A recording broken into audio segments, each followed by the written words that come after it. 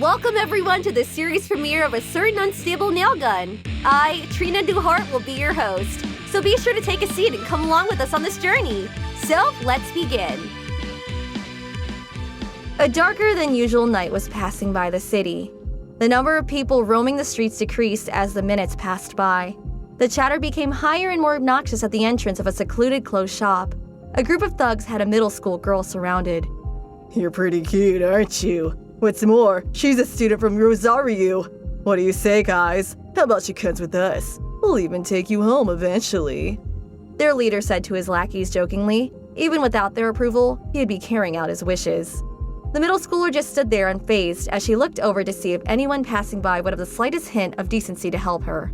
But they all seemed to avoid making eye contact at all cost. A bunch of morons came to hit on me, and nobody seems to care. Typical. Just leave it to a hero to solve it, right? Not like it matters because the moment they become too bothersome, I'll let them have a taste of my quirk. She thought to herself, seeing how nothing would ever change. Nobody would help a stranger and stand up for justice without being a pro-hero. And even if they did, they would have to be the biggest idiot to do so. Thank goodness I finally found you! You shouldn't be going ahead all by yourself like that, you know. A freckled boy with broccoli-colored hair had just made his way through the crowd of thugs to grab her hand to pull her out of the situation. Hold it! The girl shouted and got her hand out of his grasp. Just who the hell do you think you are? The boy just stood there in shock as all the thugs realized that he was doing the common fetching up a lost friend strategy. With this realization, they were ready to pounce and kill the boy right on the spot. How annoying. Getting saved by a quirkless nobody that will get taken out before he even gets to save me. Well, time to... Within her mind, this had surfaced, but before she could conclude those thoughts of hers, the freckled boy spoke up. Yeah, that's right. I can't bear to watch how a bunch of guys circle a girl. Don't you feel ashamed of yourselves? Your actions are unforgivable. Like, come on! Going after a lonely child is just wrong. Lonely... child? Her patience was at its breaking point. Just look at her! Seeing you guys fail at dealing with such a spoiled brat irritates me. The green-haired boy added, sentencing his own demise. Visible sparks of blue electricity began to come out of her whole body quite violently after hearing those words. The immediate area felt like the very beginnings of a thunderstorm. The one who's irritating me is you! The pissed-off pink-cheeked girl screamed, unleashing her quirk on everyone around her, electrocuting all the thugs to a crisp. Overpowered quirk user, was all the leader could say before collapsing, joining his knocked-out lackeys on the now blackened tiles beneath. Can't believe I used it on a bunch of small fries, Uraraka told herself while stretching. Leaning against the wall for so long had given her a slight backache. Ochako was ready to leave, but as she began to walk off, she felt movement from behind her, so she turned around to see who it was. The boy from before stood as if nothing had occurred, as if her quirk hadn't just been unleashed. That zap-zap of yours is quite dangerous, don't you think? Just what on earth are you? I should be the one asking that, she shouted back. How come you're the only one unharmed? She further questioned. That's not important. What's important is getting a reason as to why you attacked me as well. I was just trying to help. The still no-name guy yelled back at her. I don't remember asking for your help. Trying to make him scram, Ochako shot an electric shock at him, but it disappeared once it made contact with his right hand. This puzzled the Electromaster as she couldn't sense any sort of quirk factor emanating from him. What's your quirk? The unhinged teen demanded an answer. Well, you see, I'm quirkless. Freckled no-name Broccoli answered with a slight laugh. Then how did you block my attack without a quirk? In her momentary daze, Uraraka didn't notice the boy had made a run-for-it move to escape. This annoyed her wildly as she wanted to find out how he had canceled her attacks. So out of her pocket, she took out one of her steel nails and pointed it at the boy's leg. This should stop him in his tracks, she thought. But as she was ready to fire it, her quirk stopped working. How many times do I have to explain that you cannot use your quirk so recklessly without supervision? Her personal tutor said while staring down at her through his visors. Ugh, stop babying me around, Racerhead! I've already memorized all the stuff you told me. Yeah, you used your quirk to take out all those men and were about to shoot and nail the boy who helped you. He pointed out, releasing her quirk from his control. So can you look at me with a straight face to tell me that you're abiding by my rules? Without hesitation, the girl did just that, beginning an argument right after. Then where were you when they surrounded me, huh? She countered. Swinging around the rooftops? As a pro-hero, you should have saved me! Even more so knowing that you're the one looking after me. Shocha stretched his face with his fingers as he tried to find the strength to deal with this obnoxious child he had been assigned to ever since she was recommended to enter UA High. Ochako Uraraka, a hero? Who thought that someone like her should ever be a hero? She disregarded every rule in the book to the point that she could make vigilantes blush. Not like her actions were heroic either. No, she was pretty selfish when it came to that. It didn't help that her quirk basically made her into an electric goddess that could destroy the entirety of the island's power grid with a mere tantrum. With every day that passed, her temper got worse and worse. The girl was a menace. Giving her a mandatory curfew? Please! She's an escape artist who finds a way to bolt out of her school dorm at a moment's notice. Take away her allowance? She'll hack the system and get it back, and then some more. Prohibiting her from engaging in combat? As if. She'd not only serve as bait, but she'd also taunt people to confront her, leaving them near death at times once she was done with them.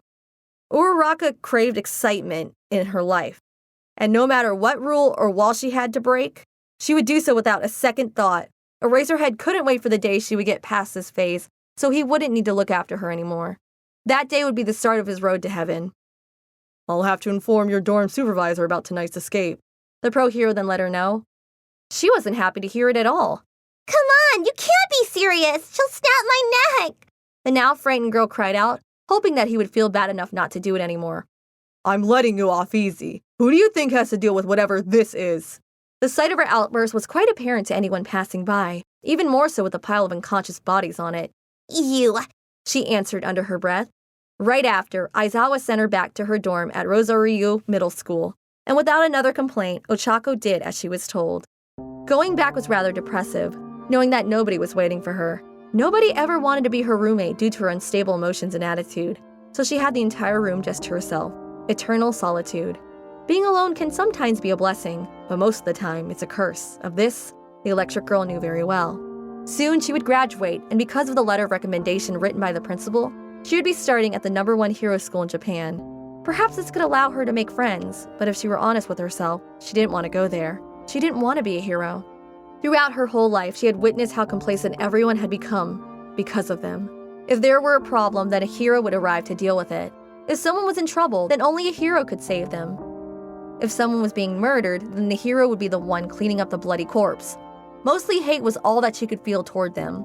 Only All Might was the exception to some extent, as he had saved her mother long ago from a villain attack. But within her very being, she truly hated him the most. If he had been faster, her mom wouldn't have suffered a miscarriage. If he had been a true hero, Ochako wouldn't be alone in this world. She would have had a little sister to love and take care of. Her resentment towards the #1 hero was something that could never be extinguished, and she didn't want it to anyways. Someday, she would make him yield to her immeasurable power. On that day, she would let him know that he had failed someone who never got to be born. When she finally made it back, she was reprimanded by the dorm supervisor to no end. By the time the woman was done with that annoying voice of hers, Uraraka had received quite an array of punishments. First, her curfew would become more strict, with 1 less hour to do stuff outside. Second, she would be cleaning the dorm starting tomorrow morning until it was left spotless. And to conclude with the list of punishments, she would have to attend after-class lessons to help her better her attitude towards everyone alive. With a loud crash, Ochako closed the room's door and threw herself onto the bed. It wasn't fair that everyone wanted to limit her to their liking. It was absurd. First, she was inscribed here against her will, and now she was being punished for being herself. What a freaking nightmare! The girl missed her parents quite a lot. Once her quirk was discovered, checks started to show up at their door, and in a couple of years, Mr. and Mrs. Uraraka had become part of high-class society. They wanted to travel the world all over, and sadly their daughter wasn't a part of their plans. When she finished elementary school, they immediately enrolled her into Rosaria Middle School, leaving her to live at the school dorms while their new adventure began. They still sent her a weekly allowance, but that would never replace the need she had for them. It made her sad that it had ended this way, but sometimes life isn't what you want it to be. Sometimes when the girl was by herself, she would break into tears while nobody could see or hear her. She missed those days when she wasn't just a money printing machine, when she was still their daughter first and the quirk came second. Nostalgia swallowed her whole as soon as she found herself drifting to sleep. Shortly after saving her father at the construction site with the awakening of her quirk, little Uraraka was taken to a doctor to be checked. A small but very trusted man soon got to meet her, calling himself Dr. Tsubasa. In under an hour, he had carried out many tests on the child and concluded that she had a quirk known as Electromaster. It was one of the many electric-type quirks out there. With it, she could generate and manipulate electricity while also being capable of sensing all phenomena related to her power. All electric fields from the surrounding nature, along with all magnetic and electromagnetic information, would be processed subconsciously whether she wanted to or not. Unique to Electromasters was the ability to be influenced by electromagnetic waves to the extent of feeling unpleasant, which manifests as something akin to being watched. Moreover, they could also detect other Electromasters if there weren't any interferences, and this could be potentially powerful if the users had similar brainwave patterns. To some extent, this quirk also allowed them to sense quirk factors from others, quickly identifying who had a quirk and those that lacked one. After running diagnostics and seeing her immense potential, the secretive doctor knew that she could be of use. With her quirk, he could finally open the gateway. I must proceed with caution. Garaki told himself as he returned to meet the child with his fake persona. Telling the parents was the first thing taken care of. With them off his back, he would be able to manipulate the little one to get what his master desired. The vile man then told the parents that he would need more time with their daughter to conclude some extra procedures that only Electromasters require to go through. Another lie he had created within a flash. Those naive parents believed every word he spoke, and just like that, their daughter was left in his care for a while longer. Knowing that the girl was young and moldable, he took her to see kids in the rehab ward. The little one stood there watching as one hospitalized boy could barely walk to finish his session. Is he hurt? Little Ochako asked, concerned for the kid on the other side of the glass. No, he's suffering from a disease called muscular dystrophy. Garaki corrected, planting the first seed. The little one let out a faint scream as she saw the boy fall to the floor, but as he began to stand up, she started to believe that he could do it. You see, it's a disease where your muscles gradually deteriorate. He has to live carrying such an unreasonable fate, so that's why he's putting so much effort fighting it, he further explained, digging a little deeper. The boy finally got up, and this made Uraraka cry out in joy for him. What she didn't know was that it was about to be taken away. But no matter how much he fights, the deterioration of his muscles won't stop. There's no cure known, so eventually, he won't be able to stand up. Finally, his breathing and heart functions will cease to operate, and he will die. Hearing this, the recently awakened Electromaster sank into despair. She didn't want the boy or anyone else, for that matter, to die in such a way. But that's only speaking from today's point of view. If we use your power, we might be able to help those like him. The brain's commands are relayed to the muscles through electrical signals. If, for instance, we had a method of controlling bioelectricity, we should be able to move muscles without having to use normal nerve roads. If we were to figure your power out as an Electromaster and manage to plant a seed of it, we might be able to conquer muscular dystrophy. Now ready for the final step, Dr. Tsubasa continued. Would you be willing to lend us your DNA map? He asked while extending his hand toward the small child. Ochako looked at the older man's hand and then at the boy behind the glass, and with a smile, she grabbed the hand in front of her. Okay! She exclaimed with the biggest smile she could muster. A wicked smile formed on the doctor's face, one that he quickly hid away from view. Thank you. Behind Dr. Tsubasa, a very short old lady was present, one that the girl could almost recognize from somewhere else. But as the kissing granny turned around, everything went into movie horror territory. The granny was ready to slurp her soul. The confused and now awake girl let out as she realized it had been one of those again. That nightmare again. Maybe I should have said no. Leaving her bed, she went to get ready to clean the dorms, forgetting about that memory for the most part. Throughout the morning, she made many areas spotless, as she was instructed. Still, upon reaching the cafeteria, She came face to face with her bully, Shokuho Misaki, the school's queen bee. Oh, if it isn't Uraraka. the golden blonde star-eyed child said while reaching for something inside her bag. This bitch. The Electromaster muttered under her breath to then immediately receive the recoil of the controller's command. Sorry about that. I don't seem to be able to stop. The queen bee relentlessly spammed the button. She had heard the chestnut-colored haired girl comment as this had set her up into a frenzy. Shokuho Misaki's quirk was known as a mental out, and with it, she could take over the world with ease. If Uraraka's quirk didn't protect her with an electromagnetic barrier, then she would have been wiped out long ago. Shokuho's quirk was quite powerful as it involved the human mind, which included mental control, reading other people's memories, telepathy, changing a person's personality, willpower and memory destruction, Revelation and translation of emotions. brainwashing, and psychometry. Whoever was affected or under her control would have their eyes displaying the same star pattern that the quirk user possessed. Misaki's quirk has too high a degree of freedom, so she uses a remote to provide a basis to control her powers. She does not have a single remote, as she uses different remotes depending on what type of power she wishes to use. The bag she always carries around is filled with many other remotes, so she treasures it with her life. It is possible for her to use her powers without a remote, but it isn't easy, so she generally prefers not to. The relentless button presses finally ceased, and Ochako was able to move her head up. Her nose was bleeding, and the headache was making her go mad. I believe that's enough. It's not like you could beat me anyway, Misaki teased while placing her tool back where it belonged. Wanna bet? Uraraka shouted as she grabbed the blonde bimbo by her uniform and ripped a part of it. This animal-like gesture made the queen bee furious, and with a swift movement, she pressed a button on her controller, taking hold of everyone else in the cafeteria. All the students there were now under her control. The electric girl found herself surrounded, but being the troll she was, Shokuho commanded all the students to throw their trays full of food at her rival. Ochako Uraraka ended up bathed in all types of food from the vast selection that the cafeteria offered. It only stopped once the star-eyed one commanded it to be, and as she lowered her controller towards Electromaster, her star eyes showed pure, contained rage. This better be a lesson to you moving forward. Just because I can't control you doesn't make me weaker than you. I shouldn't be ranked lower than you. I should be number 1. With the final input, she recoiled the rebellious girl up front and then began to walk off. Enjoy cleaning the cafeteria, Nailgun. And with that, she disappeared, freeing all the students there from her mind control. Uraraka had never seen eye to eye with Shokuho ever since she had transferred a year back. In their first encounter, she was a tiny, shy girl that could be startled by a butterfly.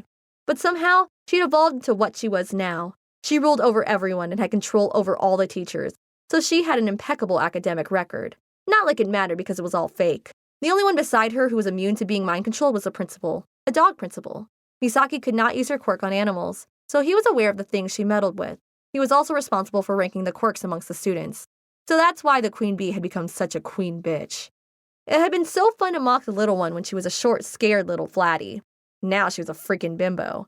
In a single year, she had gone from looking like anyone's younger sibling to looking like a college senior. Puberty was weird sometimes, for sure, but regardless of all, Ochako had brought this upon herself, and now she had to deal with the mess on the floor, and later on with the mess on her very body. This was going to be a long day. The sun was setting down by the time she was done, and right after, she took a nice long bath, hoping to forget about it today. Once out, she put on street clothes and escaped once more to go have fun. In a big restaurant, she decided to go wild, ready to bet good amounts of money on being able to beat up some good-for-nothing slackers. But as she was pulling out the money, the same guy from before appeared right behind her. I wouldn't bet against this one, fellas, the broccoli-haired jerk commented, alerting the guys about what would have been their impending loss. Are you fucking stalking me or something? She screamed from within, only coming out as fuming to the rest of the world. What are you? Our Electromaster exclaimed before noticing that she was being ignored by all the guys around. If you're so horny, then just go wank off to some videos online. Say what? The guy who would have given free, easy money yelled right after. The broccoli boy thought that it was just one guy he had to deal with, but soon enough, a rest of the group arrived from the restroom, and now there were 9 of them. A nervous laugh escaped him, and with a quick distraction, he fled the place. Running away again? Not this time, stalker. I'll be shooting my nail straight into your skull. Uraraka hyped herself up and began running after him, electrocuting the 9 guys behind her just in case. The freckled stalker had managed to run quite ahead and even made it to the abandoned Kashyyyk bridge before a lightning spear ambushed him from the enraged girl. Like the previous times, this attack was also negated. So that explains why none of the pursuers caught up to me. Yep, Uraraka exclaimed. I took them all out the dining restaurant before they could ruin my chance. With a cocky grin, she pulled out one of her steel nails and pointed it at the annoying guy in front of her. Your chance at what? He questioned while beginning to back away from the crazy lady. To interrogate you, of course! She answered with a yell, shooting her famous move that shared her name, Nailgun. His right arm instinctively rose and negated the attack, the nail falling to the concrete floor. The girl then started to scream at him for lying about being quirkless, but the boy swore that he really was. 4 electric shocks were shot out to be negated, and by the end, the girl with a bad temper was exhausted. But this only made her excited to unleash one of her favorite moves. Thunderclouds soon surrounded the skies above them, and a second later, she used the nuclear option on her soon-to-be stalker boy. Regrettably, it didn't have any effect, and he ran away successfully once more while she wasn't looking. You should work on your social skills. Aizawa gave her a piece of advice, one she clearly needed. Noticing that he was once more here, she sat down. You're one to talk, Eraserhead. She tried to say with a straight face, but failed to do so and began laughing her ass off. Touché. Only a week remained until Ochako Uraraka joined the Class 1A at UA High.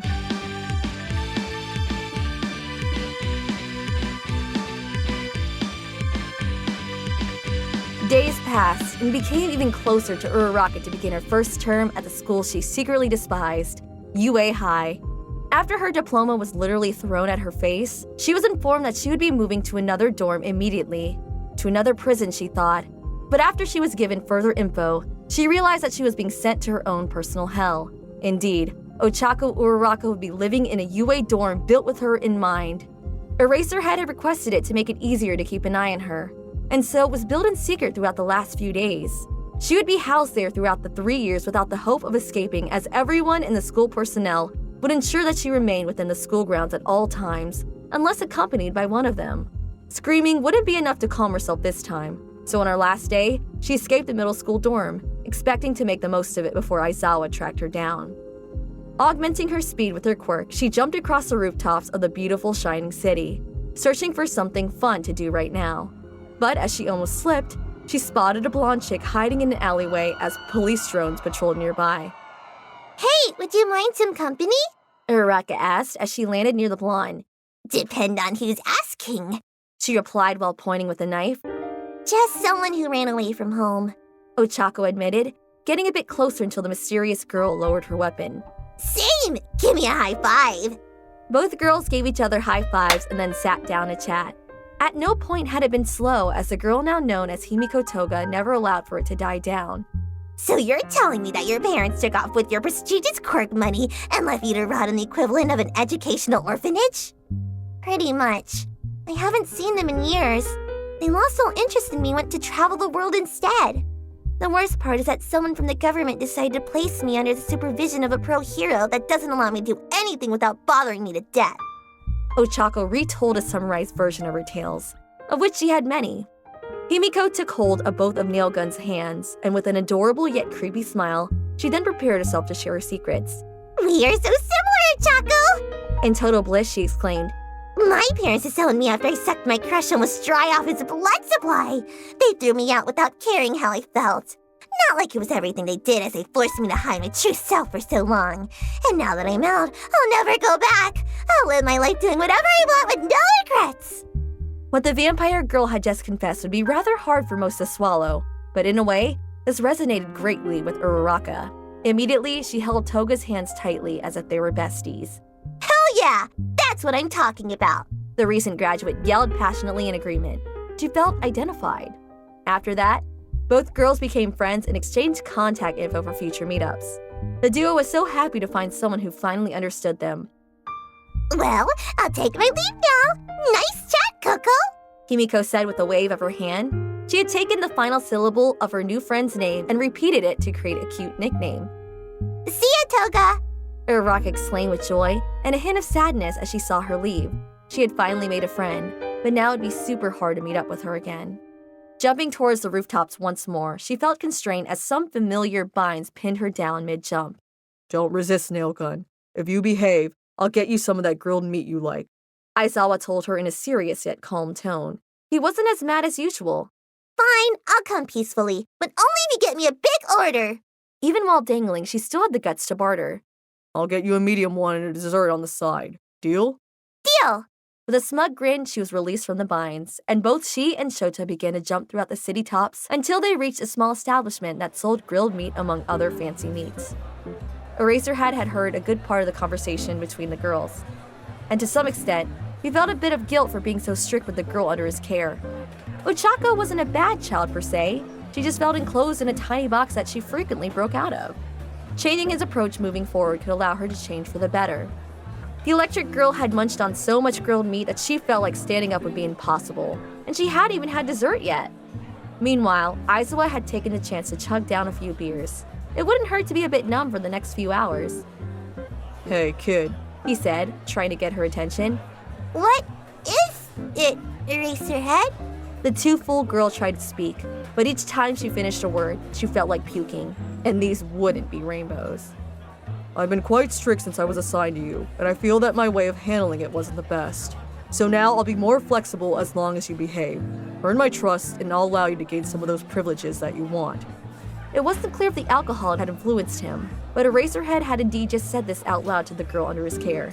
For reals? Her voice was heard and even echoed throughout the small restaurant as she had stood up just after hearing a miracle in spoken form. As long as you earn it, I'll be sure to keep the end of my deal. But keep in mind that it will also work in reverse if you break the rules or betray my trust. So be sure to do your best not to get to that point, okay? I'll do my best. Ochako exclaimed for her now drunk tutor to hear. It was a promise from the bottom of her heart. Those privileges would be hers. The first day at UA finally arrived, and as she opened the door to her classroom, she found a cocky blonde guy loudly arguing against a tall student with glasses. They didn't seem to mind her presence, so she closed the door behind her and began to make her way to take a seat. But at that moment, She saw the broccoli negating stalker in there and she lost her cool. You again? she screamed at him while containing the urge to shoot him up with a lightning barrage until he blew up. Not you again. The boy whined as he lowered his head onto his student desk. Yo, Deku! Why'd you tell me how to knock off of me in girl form? Bakugo yelled, considering it quite the occasion to do so with a girl such as Ochako present. Curse my luck. Deku cried out silently. Knockoff, you say? I'll show you who's a knockoff, you loudmouth dick! A flaming rage had consumed the girl, and nothing would put her out until she clobbered this guy into the ground. Whoa. Standing up, he got ready to fight the badass girl who was challenging him. She was turning him on. Bring it on then, short ass! A fight would have ensued between the two hot-tempered teens, but their homeroom teacher arrived to start the class. Aizawa wasn't impressed that they had butted heads already. It was more impressive to see that they hadn't killed each other due to him being late. The first day here, a Sunday, should have been the day of the opening ceremony, but Eraserhead had another idea. His class would be taking the quirk apprehension test, and whoever placed last would be expelled. Uraraka knew that this was the perfect chance to show superiority against the spiky blonde who insulted her height. A fight could come at a later date. After the test concluded, Ochako saw that she wasn't in first place or even second place for that matter. She was in third place below the other two recommended students, Momo and Todoroki. The feeling of defeat washed over her upon realizing that she was the worst of the recommendations. But at least she was above that Katsuki guy who had ended just below her. How's that, huh? Cat got your tongue? The girl teased, seeing if he would bite the bait. Whatever. Bakugo walked off without giving her the satisfaction of seeing the frustration in his eyes. As previously stated, the lowest scoring student would be expelled on the spot, and in this case, it was the short great boy, Mineta. In tears, he pleaded for mercy, but Aizawa laughed in his face and told him that there was no mercy to give. In a desperate move, the perverted gremlin tried to grope one of the girls, but he was intercepted by Nailgun's lightning spear right to the head, almost frying his little brain, but most certainly knocking him out. Right after he was expelled and his actions were reported to the police department, Minoru Mineta would be going through some heavy stuff going forward. On that night, Ochako enjoyed talking Toga through voice chat, telling her all the things she had done today alongside her distaste for tomorrow's actual classes. Himiko laughed it all off and told her that if she didn't want to do it, then she should not do it. Spending her precious time on things that bothered her would be such a waste. Uraraka wanted to agree with her friend, but with Eraserhead's deal in mind, she needed to try to be a good student. Her future was counting on that. Now in full lying mode, the hot-tempered girl agreed with Miss Vampire about it, convincing her and gaining more trust. A little lie wouldn't hurt, right? Keeping the friendship strong was more important after all. The next day soon came, and Nailgun was forced to go through many classes that bored the hell out of her mind. None of these were any good. Like, what was the point of them teaching us the very language we already speak? Were we in kindergarten? President Mike turned his head and stared at the girl with a serious look, scaring her quite a bit. Was he able to hear her thoughts? At noon, she feasted at the cafeteria.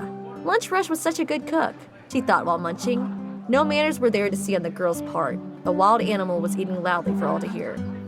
Be sure not to choke on that, was heard from behind. Katsuki Bakugo was approaching her. I appreciate your advice, but you should be looking where you're going. An angered Uraraka mentioned while attempting to make him fall by sweeping his leg. He easily dodged it and sat across from her. Both teens entered into quite the stare down. But eventually, this ceased as they resumed eating their meal. So, what's your deal with Deku? The wild chili pepper asked. This stalker? She momentarily wondered. He's just been a pain in the ass every time I meet him. He thinks that he needs to save me even though I can take care of myself. Just thinking about it made the living Ultra Taser chug down her entire drink. You too, eh? Can relate. Ever since we were little, he's been like that. Blonde Mick explosions commented and took a massive bite from his burger. But that's not all. He keeps claiming that he's quirkless even though it's obvious he's not. What? He negated your attacks too? The boy then asked with a passion. He was seeking validation. Yeah! The moment they made contact with his right hand, they disappeared! Ochako exclaimed. Ha! So I'm not crazy after all. Explosions of celebration surfaced from his hands after hearing this. That damn nerd was hiding a quirk. Surprisingly, the bad attitudes directed between Uraraka and Bakugo faded away the more they got to talk about the broccoli stalker. It was a topic they could both converse and agree about. Could this become yet another friendship for the Electromaster? Only time will tell. Time to go. We don't want to be late for heroics, right? Bakugo said while discarding his empty tray. Yeah, heroics. Deep within, Ochako knew that she would hate this class the most. Most of Class 1A could barely contain their excitement to see what hero would be their heroics teacher. It had been kept under lock, so nobody had a clue. but it being a secret must have meant that it was going to be a well-known hero. And they weren't wrong. All Might had arrived. A vein popped into view from Uraraka's forehead as her rage began to take control of her. The electricity was already beginning to spark out. This useless piece of a hero was her heroics teacher? It's me! All Might announced as he made his grand entrance. He was even wearing the same suit that he had on that day. I arrived through the door like a oh shit! Dodging the lightning bolt shot his way became a priority as he quickly moved away. It would have struck him right between the eyes if he hadn't jumped away. The impact had left the wall by the door with a circular scorch mark. The Electromaster's eyes watered as she tried her hardest to control her outburst, but seeing him in person made it near impossible. Her raw emotions were dictating her actions. Why did it have to be him? There were thousands of qualified heroes in Japan, so why did it have to be him? Upon hearing the commotion alongside the sound that was heard across the campus, Aizawa soon came through the back door and erased her quirk. returning some semblance of a normalcy to the classroom. He then took her to the teacher's lounge for a quick talk. She was a mess at the moment, and some tears had managed to escape those big eyes of hers. What made you attack your teacher? Eraserhead questioned, avoiding the use of the name on purpose. I hate him the most! Between tears, the girl responded. She was trying to contain those emotions that were eating her alive. Are you willing to give me some details as to why? Ochako moved her head from side to side to signal that she wasn't ready to talk about the topic. Upon seeing this, Eraserhead decided not to push farther, and decided that she should go back to class once she got her emotions in check. I saw what you wrote in your hero suit papers. Was it necessary to send them such a vulgar response? He asked, trying to divert her attention to something else. Now a bit more recomposed, she sat down correctly, now ready to answer whatever needed to be answered. I don't want to be a hero. Ochako muttered. It couldn't be a more sincere response from her. Even so, I want you to write them an apology. I'll make sure to get those papers to your room later today, so make sure to give them a heartfelt apology alongside actual design details for a hero suit. I'll review it once you submit it, so don't think that'll get past me. Their homeroom teacher told her, the hopes for improvement still on the back of his mind. With a pretty extended sigh, she agreed to do it later in the day, and now that she seemed calm, she was allowed to return to her class. In the time she had been gone, her classmates had begun to switch into their hero suits, so she too switched to a more comfortable attire. Moments later, she was ready to debut in glorious fashion. Her black tank top, alongside her gym pants, would do nicely in the field. Once all the students were in front of him, All Might explain the trial that would be taking place. Everyone would be split into two-person teams, and they would then be designated as either heroes or villains. The villains would guard a nuclear core while the heroes would try to stop them. If the heroes captured the villains or touched the nuclear core before time ran out, they would win. Otherwise, if the villains captured the heroes or prevented them from making contact with the core within the given time, then they would win. A box lottery decided the teams, and as if the universe had a personal vendetta against our protagonist, she was paired up with Izuku Midoriya, her infamous stalker. I truly have rotten luck, the boy cried upon hearing it. Luck was always absent from his life. Great! Now I have to work alongside him as well? This day keeps getting worse with each passing second! The ranting within her head allowed her exterior appearance to remain normal. At least, nobody would suspect her this time around. This all changed when the combat pairs were announced. She would be fighting the Chili Pepper and the Running Glasses guy. Hey, short ass! She heard from behind her, turning around to see the boy she had eaten lunch with less than an hour ago. Attacking All Might is off limits, you caught that? Try to harm my idol in front of me again, and I'll make sure that you never use that quirk of yours again! Many explosions were released alongside the threat, a threat that didn't intimidate Nailgun whatsoever. Your idol? Upon processing this fact, she immediately marked Katsuki Bakugo as a true enemy, someone that could never be friends with her. Whoever idolized that shining excrement of a hero deserved to burn away. Is that so? Then you better watch yourself because this short ass will make the All Might fanboy within you cry out for mercy. She shot right back at him, giving him the widest grin imaginable. The villains went inside the building while Uraraka and Midoriya stood outside awaiting the signal. So why did you shoot All Might?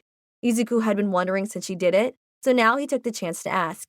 That's none of your fucking business! Everyone in the spectator room had heard her loud and clear. I see. Well, just know that if you need to let things out, I'm always here to help. With a smile, he told her this. She didn't deserve it, but it was only fitting to help someone in need. Did Eraserhead send you? Is he paying you to do this?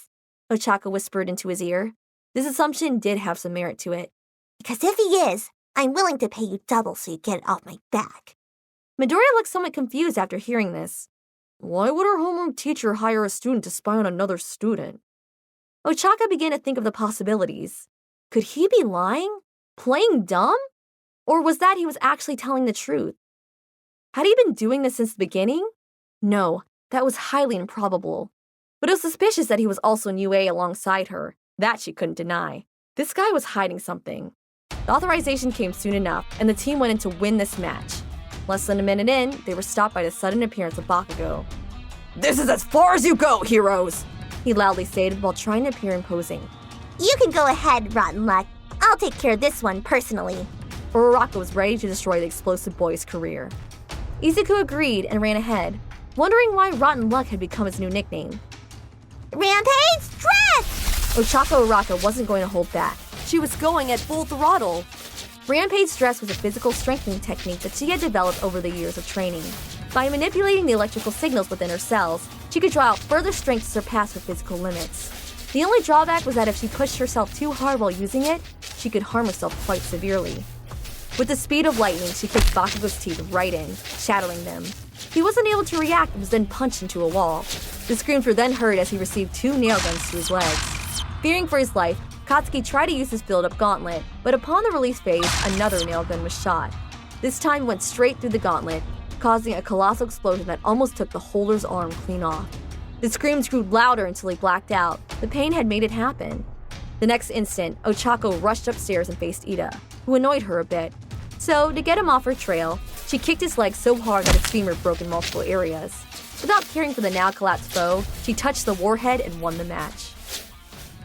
No praises came from her way as the medical team quickly rushed in to take the 2 heavily injured boys to receive immediate medical care. Izuku just watched in awe at the atrocity that his teammate had committed. He just exited the building, leaving her behind. Reality began to set in as the pink-cheeked girl realized what she had done. But as she was going to run off, All Might reached out to her. Young lady, we must speak. It would be best if you learned to... His big hand had almost been placed on her shoulder, but a bolt of lightning deflected it away. Don't you dare touch me! She cried out. And keep those lectures to yourself! The number 1 hero was unable to stop her as she broke through the window and ran off to check on those she had injured. Upon reaching the medical room, she could hear an older lady talking to someone with what sounded like a voice changer. It was quite muffled, so she couldn't tell, and by the time she made it close enough, only the old lady was speaking. Besides, the progress shown today only further proves that the Yoda supercomputer was correct. Wouldn't you agree, Original? Recovery Girl had turned her head towards the eavesdropping teen, turning off her monitor right after. Fear struck Ochako Uraraka as in front of her was the same short old lady from her nightmares. She was real. What do you mean by original?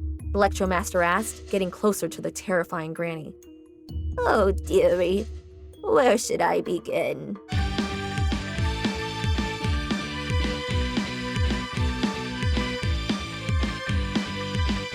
Have you heard the rumors floating around? Recovery Girl asked. This would be a significant first step. Rumors? Uraraka was left bewildered. Just what could this real-life creepypasta be referring to? Judging by your reaction, I'll take that as a no. No need to worry yourself at the moment. All will be revealed in due time. As for now, though, I'll need you to leave so I can start up the boy's surgery.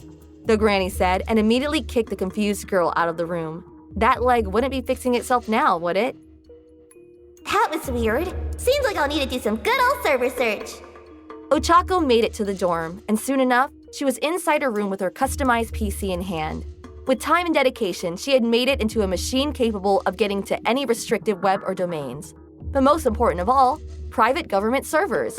She could get the needed information without having to exit her little room. It was perfect. The search started with Recovery Girl.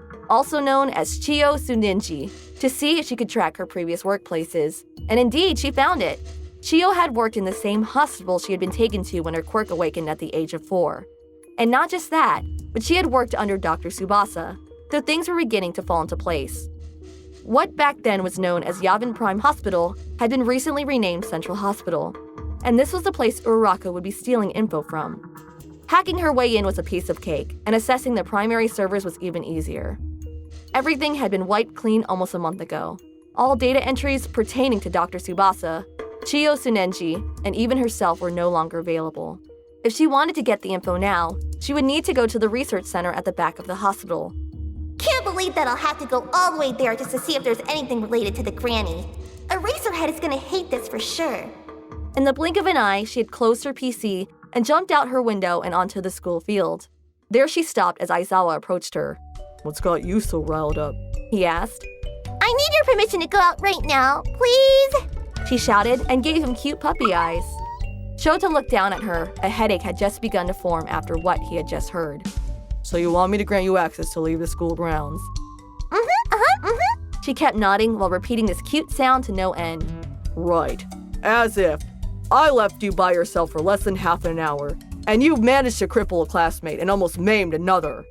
Eraserhead shouted. He seemed beyond pissed off. That may be true, but this time I asked. That counts for something, right? The girl pointed out, readying herself to run off if it failed. Suddenly, her homeroom teacher's mood gave a complete 180, and a creepy smile appeared on his face. If this was a nightmare, then Uraraka wanted to wake up. You're right, he said with an entirely different intonation from before. Since you asked, I'll let you go. Just make sure to tell me once you're there, okay? Did some drugs just take effect? Because nothing else could explain the sudden tone shift. But you know what? Always take advantage of reality bugs when possible. With a quick boost of rampage stress, the Electromaster went off to complete her mission. If only she had paid closer attention to her sensei before leaving, she would have noticed the stars within his eyes. A blonde girl had been hidden nearby and chuckled right after the girl's departure. Ochako's first step was to buy herself some clothes. There was no way that she would go out on a stealth mission without a badass new outfit. In a nearby Cold Topic, she bought a black jacket, a shirt, an undershirt, dark jeans, a pair of black socks, sports shoes, and most importantly, a limited edition Gekota cap to hide her identity better. Over $250 had been spent, but that was just pocket change to the girl. Right after, she rented the most expensive VIP room in a 5-star hotel to change her clothes. Just another commodity for the rich. Any normal person would have just used a coin locker instead. With no more distractions, Nailgun infiltrated the facility. Eventually, coming face to face with the master computer located within a room powered by another source of power that wasn't the hospital. Behind it, if you look downwards through the glass, there were multiple cultivation devices big enough to fit a person inside of them. A fact that didn't go unnoticed by the infiltrated teen. A chill went up her spine, but she decided to ignore it. It was probably a healing tank or something of that sort. Ignoring the obvious signs, she assessed the terminal, and after locating traces of deleted data, she was able to restore it. What came on screen left her terrified. Nailgun mass production plan? Sister's final report? Upon reading it, she was shocked, but it was only the beginning. The plan to elucidate how an abnormal Electromaster's gene pattern can be created. It aims at being able to create a 100% success rate in reproducing abnormal quirks that are otherwise created at random. The main objective for this plan is the nailgun, Ochako Uraraka. Her breathing became faster, and soon she found herself hyperventilating. So there was a plan to clone me. Clutching her chest, she almost collapsed upon realizing that something like this could be happening. But even if it was detrimental to her health, she continued reading. To produce the sisters, fertilized eggs that have been prepared from somatic cells extracted from Nailgun's hair will be used. It proved difficult to obtain samples of necessary genetic patterns, but after introducing a negotiator, we were successful in registering the individual's DNA map into our databank. So, on that day, the doctor, he... The closer she came to putting the pieces together, the harder it got to breathe. To reduce the time it takes to obtain a usable body, there is a need to hasten the growth speed of the body and mind. To this end, the drug XYD17TJZ04HEA06 will be used, making us able to create a body equal to Nailgun in roughly 14 days. Input of basic inner-cerebral information will be left to the supervision of outside staff member Chio Suzuniji, employing testament for the installation. So that means that recovery girl was involved in it too. That's why she called me the original. But why? Why trick a child into doing something so terrible? She muttered under her breath. Those unstable emotions of hers were starting to creep in to take over. After confirming the theory of how to mass produce the sisters, the plan moved to the next stage, scheduling production of the sisters. However... She suddenly interrupted herself from reading. It was quite unexpected, but she then continued. However, at the final stage of the plan, some unexpected results were obtained from a simulation done by the Yoda supercomputer. The specs of the sisters do not even reach 1% of that of Nailgun. These specs are an average, on par with the normal Electromaster. Even a powerful individual will not surpass that level. After reading that, she felt more at ease. If they could only make weaker versions of me, then there's no good point in doing it. Uraraka reassured herself. Without employing genetic manipulation or posterior education, creating an abnormal Electromaster with a clone body is impossible. To reduce losses after receiving the above report, the community orders that all ongoing research is to be stopped. The Nailgun mass production plan sisters will be stopped and frozen indefinitely. From here on, the research team will be dissolved and the data following established procedures. Upon finishing the document, Ochako collapsed and began to laugh out loud as if she had just lost her mind. That bitch got me good! Trolling me like that because she was a part of this failed project! She exclaimed, while getting up and deleting the files once more. This way, no more rumors could be spread from leaks. But at least that means there aren't any clones of me running around. Still, my DNA map being out there sure is a scary thought to have. But that's just past stuff. No reason to dwell on that anymore.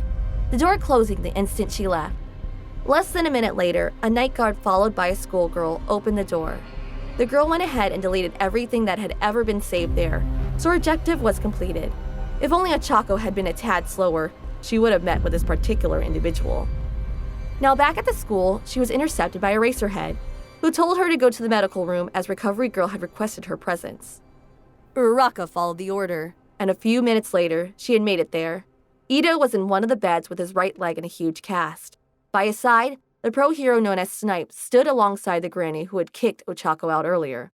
It's her! She's the one who did this to me! The boy with the glasses wailed angrily as he pushed the blame towards the person that had left him in this sorry state. I recommend you keep that mouth of yours shut if you know what's best for you. The pro hero warned, pointing the gun directly at the student. What the hell? Titania cried out as the weapon was placed ever closer to his face. Now that we have your attention, you will change your story. Your own volition caused this injury as you ran across the hallway and fell down the stairs by accident. The older lady stated while drinking some tea from her cup. That's absurd! Nobody would believe such a tale. Furthermore, I refuse to lie about this. That demon right there almost caused the amputation of my leg. She deserves to be punished. The louder he screamed, the more he pointed towards the quiet girl. Yeah, the one that was falling asleep. What a shame, commented Recovery Girl. After all I did to save your leg, and this is how you repay me. Looking at it, I might have made a mistake. From my new point of view, both of them have to go. An evil chuckle escaped her as she pulled out a bone saw. Amputating the boy's legs would be fun. Cries were heard across the school hallways as he begged for mercy, but the crazy lady was ready to cut those legs right off. She only stopped once Ida gave up and promised to lie about how he got the injury. A final death stare was thrown in Ochako's way as she exited the room. That was a fun little play, don't you think? The recognizable, annoying voice had just spoken from the side. Shokuho! Uraraka exclaimed in surprise, annoyance, and also deep-seated hate. The very same. A wink was gifted alongside her tongue sticking out from the side. Fucking goddammit! Couldn't you just let me be? Did you really have to follow me into UA too? Being livid wasn't enough to describe Nailgun's current state. I feel offended. After helping you earlier, this is how you treat me? I thought we were friends.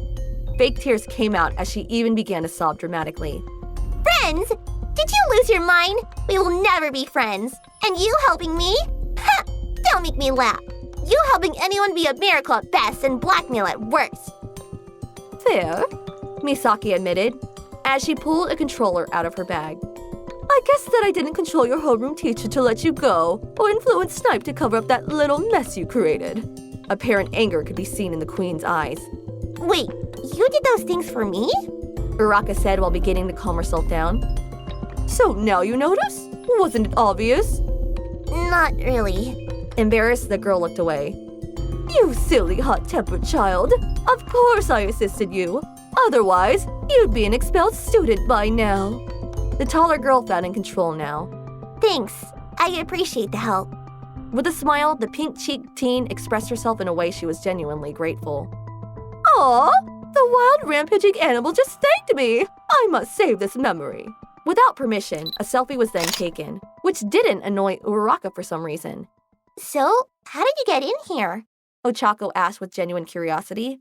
It was rather easy, all things considered. I just had to make someone steal Principal Nezu's teacup. Then I would come to the rescue, retrieving it and handing it back to its rightful owner. All that remained was for me to take advantage of the conversation to get a free ticket here, so I did.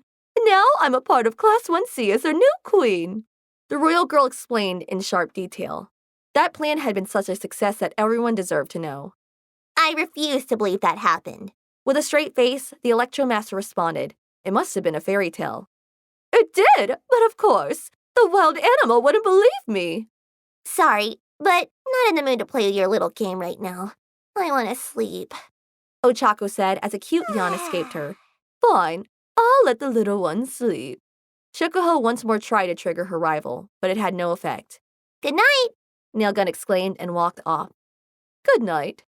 Moments later, Ochako made it to the dorm, and once she made it to her room, she collapsed on the humongous bed. I'm home, the mother announced as she came through the door. An unmistakable baby bump was visible. Mama!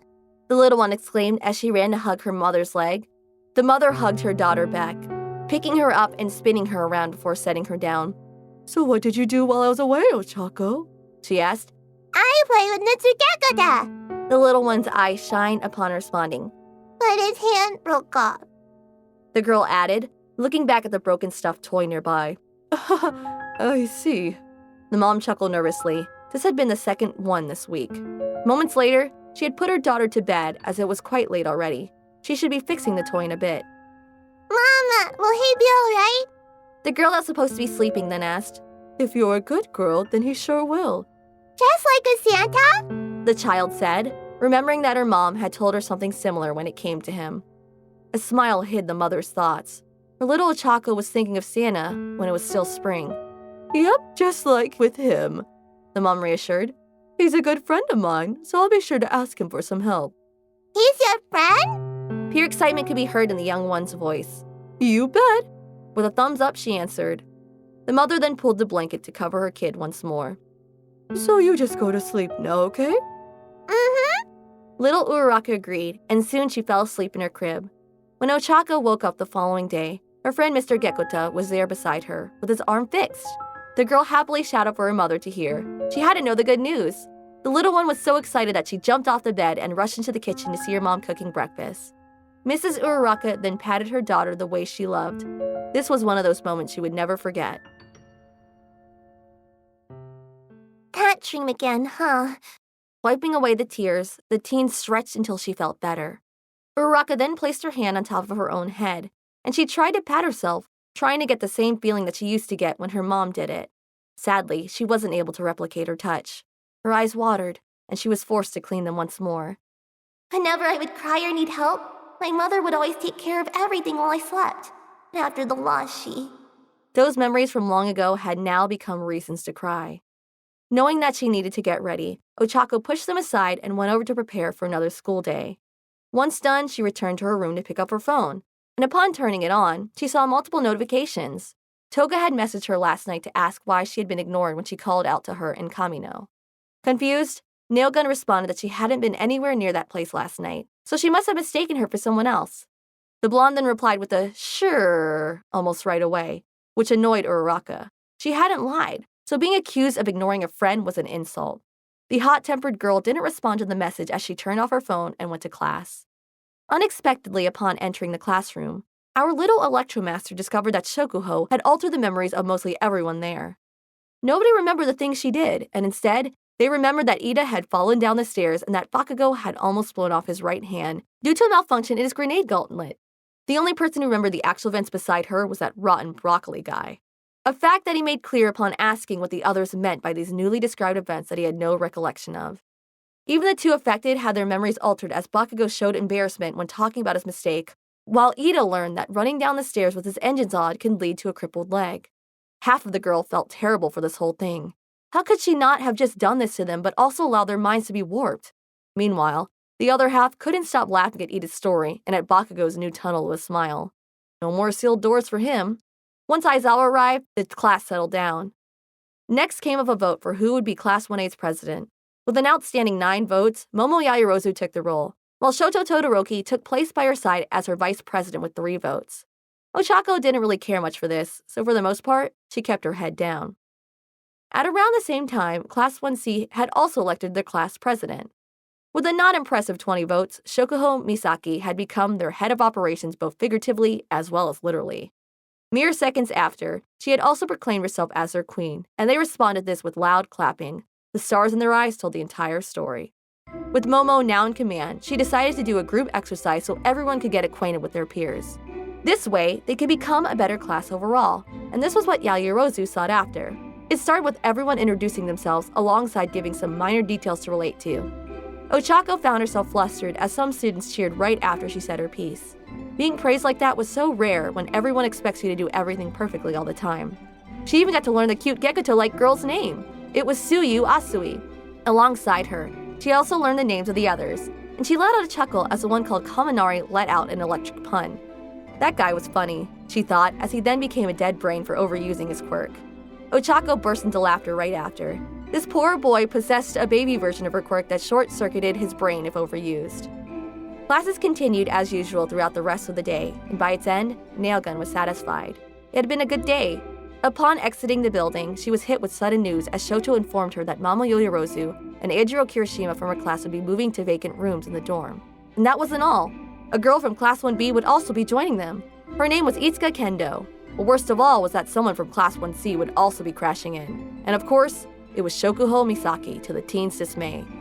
They would be moving in a few days at most, so her vast empty dorm would soon be slightly filled, unlike before. She wouldn't be by herself anymore. A tiny smile appeared on her face, one that her homeroom teacher noticed. He wouldn't point it out, but he felt happy to see her like this. That night, she prepared herself and cleaned the place up for her roommate so they would have a great first impression of the place. Maybe this way, they would never leave. Now tired out, she collapsed onto the bed, drifting to sleep soon after. The next day was a doozy as the entire class was taken to the USJ facility. There they spent the whole day simulating disaster rescue scenarios. Besides all of them feeling super tired and dead inside by its conclusion, nothing of much importance happened there. Seeing their state, Eraserhead granted them the next day free so they wouldn't need to come to class. They all loudly rejoiced, and on their way back, their president formulated a plan for all of them to enjoy tomorrow together. She called it the Mall Raid Extravaganza. No objections to it were heard, so they settled on a time and promised to meet each other there. Thursday arrived, and Ochako Uraraka had gotten up early. She couldn't mess this up. She got everything set up perfectly and, right after, left for the agreed-upon destination. After getting off the train, she made her way to the mall, and by its entrance, she met up with her classmates. It took another half hour for everyone to arrive, but after that, they began their raid. Throughout their time there, Uraraka tried to show off her girlier side, but every time she tried, she backed away because she thought the others would consider her too childish. The only thing she got to share was her love for Cold Topic clothing, to which Jiro responded by telling her that she loved those too. A new bestie! The Electromaster shouted to herself. She was so happy. Once at the arcade, she was challenged to play the crane game by Mina, without using her quirk, of course. The cocky girl accepted the challenge and quickly won by pulling out a mystery box. Upon opening it, she almost threw up, an All Might keychain resided within.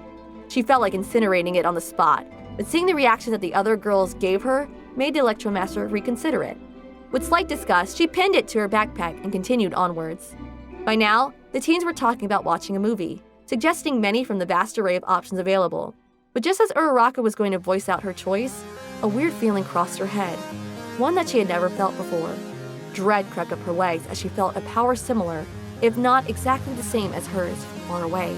But that wasn't possible. She was here, and nobody could emit those kind of brainwaves.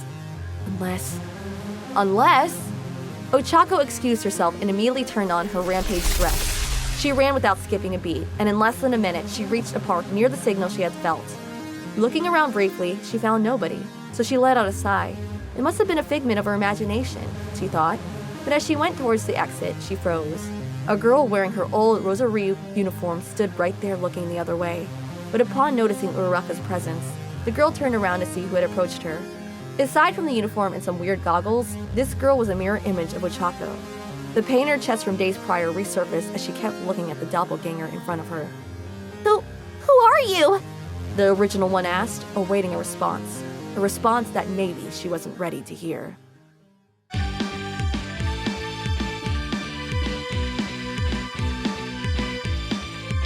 Three months ago, at a certain research center under Dr. Kyudai Garaki's care, the birth of yet another sister clone was witnessed by Chiyo Tsuneji and a young female assistant.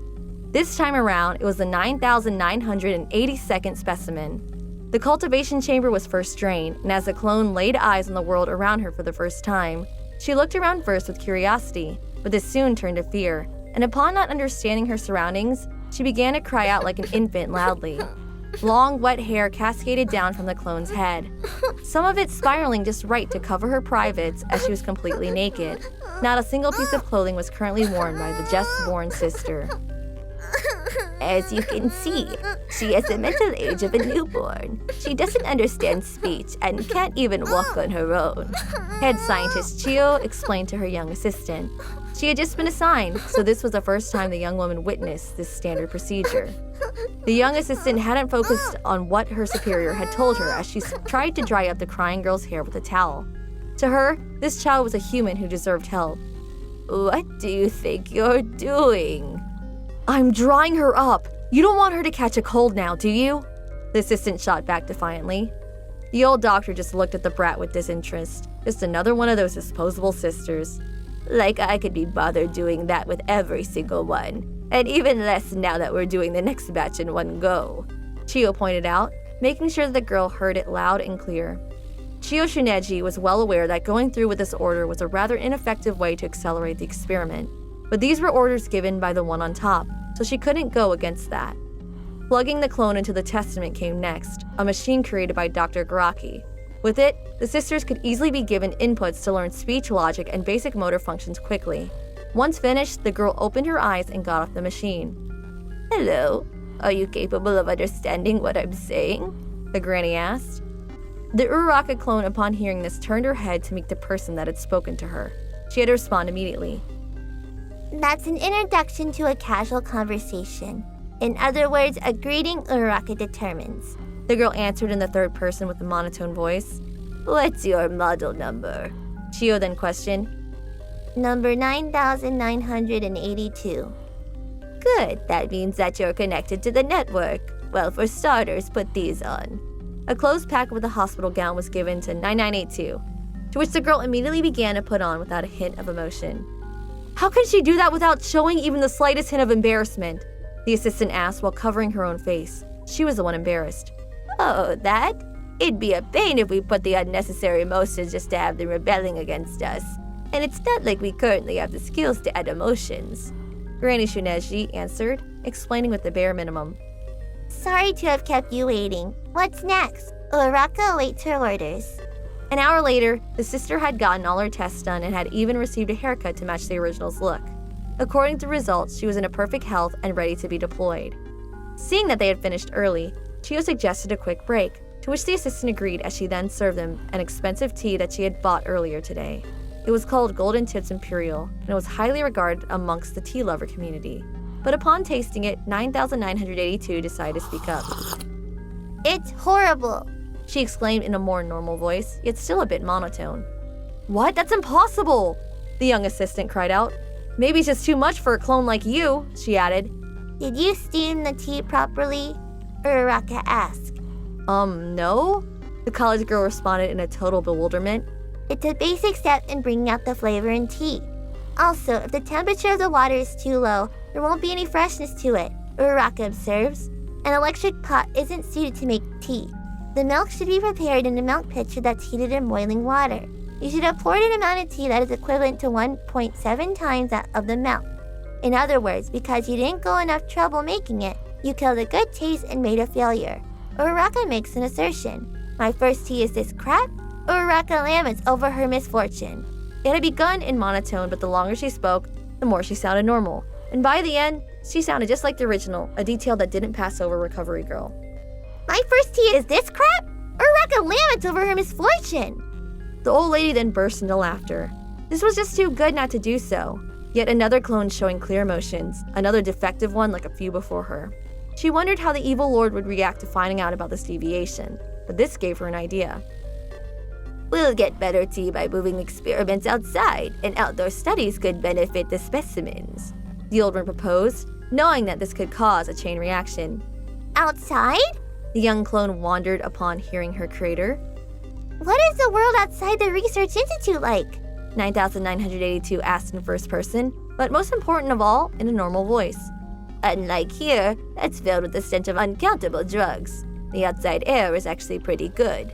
Shuneshi answered with a cackle. The outside atmosphere has ingredients that stimulate the palate? In shock, 9982 reacted while looking at the old lady in front of her. The streets are jam-packed with people, though, the assistant whined. People are stored in jam containers? The less than 2-hour-old girl reacted in terror. Perhaps the outside world was super dangerous. Regardless of the little one's reaction, Chio still pushed forward with her plan. If Uraraka 9982 managed to be able to blend with ordinary people, then she would be allowed to go to the outside world. The lab assistant then noticed a minor problem that could arise, so she pointed it out. Just what would happen if 9982 were to counter the original?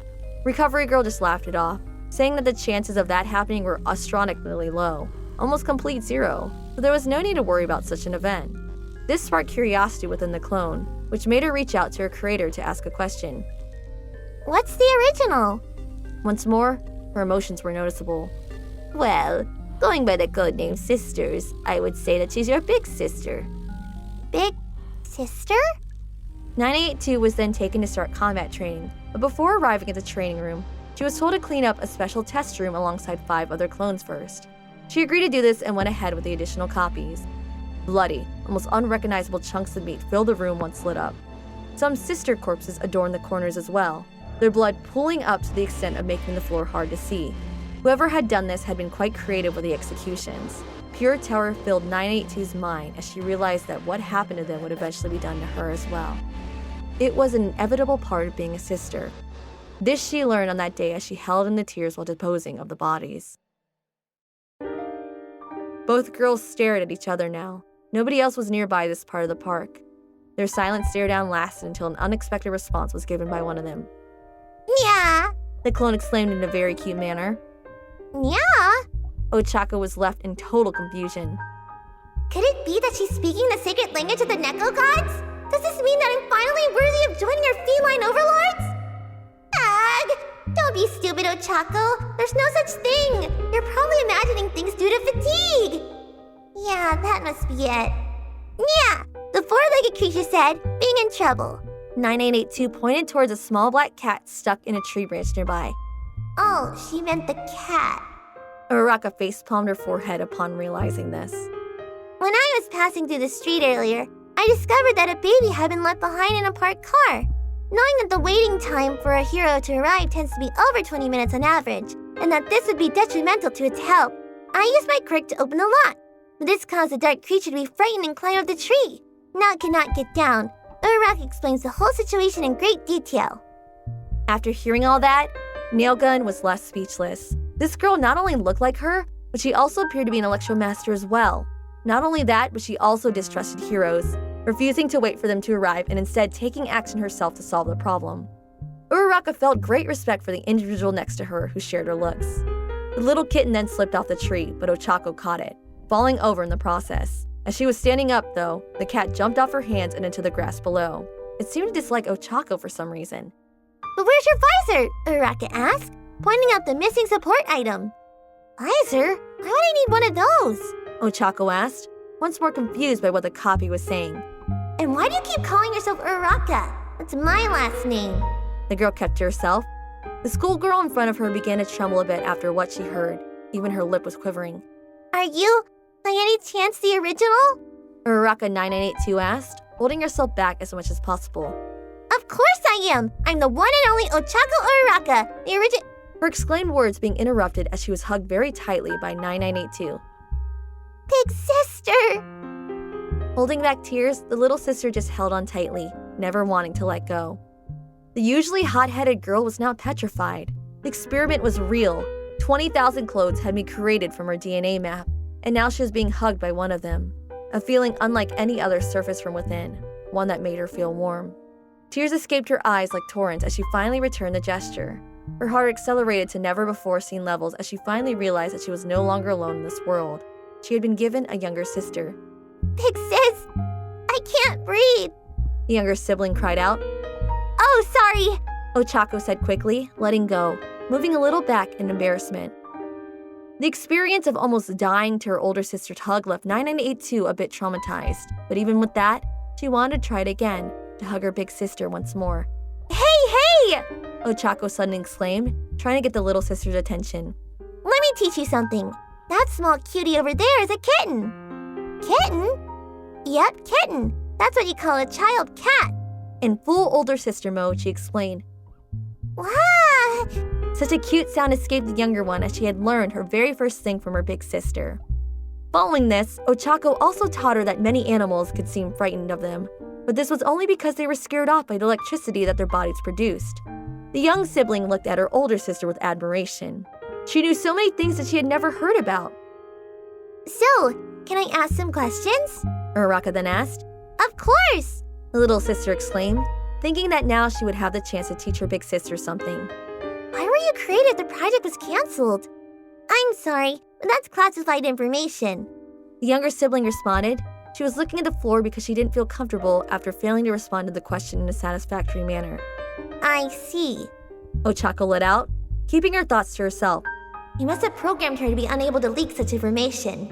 How dare those assholes restrict my little sister like that? Once I find them, I'll let them taste my nails. Forgive me. 9882 said in sobs. Tears were coming out from her eyes. Hey, don't cry. I understand. The older sister said in a reassuring tone. Want some ice cream to make you feel better? She then asked. The young one's eyes lit up upon hearing those two words, almost as if they had reactivated her happiness. Ice cream? Yes, please. I want some. 9882 replied excitedly, making it obvious that she loved the frozen treat. And let's go get some. Ochako grabbed 9882's hand and ran off to a nearby ice cream shop. The siblings ate ice cream together, sharing a few bites to have a good taste of each flavor. Then they went to a fancy cafe. 9882 had requested it, and her big sister was more than happy to please her. And there, they had some cake with tea. This time, 9882 complimented the tea as it had been made correctly, unlike her first experience drinking this beverage. Wanting this to last forever, Uraraka took her little sister to the mall, avoiding her school group at all cost. They shared many little moments, first in the arcade playing many games, secretly using their quirks to cheat the system. This was followed by their photo shoot, one that ended up in failure as the photos failed to print. Ochako was forced to control herself upon seeing the failed message because otherwise she would have blown up the mall into tiny pieces. Regardless of the setback, they kept going, holding hands all the way. Night soon befell the city, and both sisters were now outside the mall. 982 being the one leading this time, as Uraraka didn't have a plan at the moment. But as the sisters saw the hour projected by a nearby monitor, she turned around, and with a saddened look, she confronted her older sibling. I'm sorry, big sister, but I need to get going now. Wait, can I come with you? Ochako asked, her expression showing off how despair was beginning to surface. No, you cannot. Then at least let me give you my address and phone number. Give me a second. The older sister exclaimed, kneeling down and pulling out a notebook from her backpack. As Ochako was desperately writing, 982's attention shifted toward a cute little keychain hanging from the backpack. It was an adorable All Might keychain. Here, call this number at any time.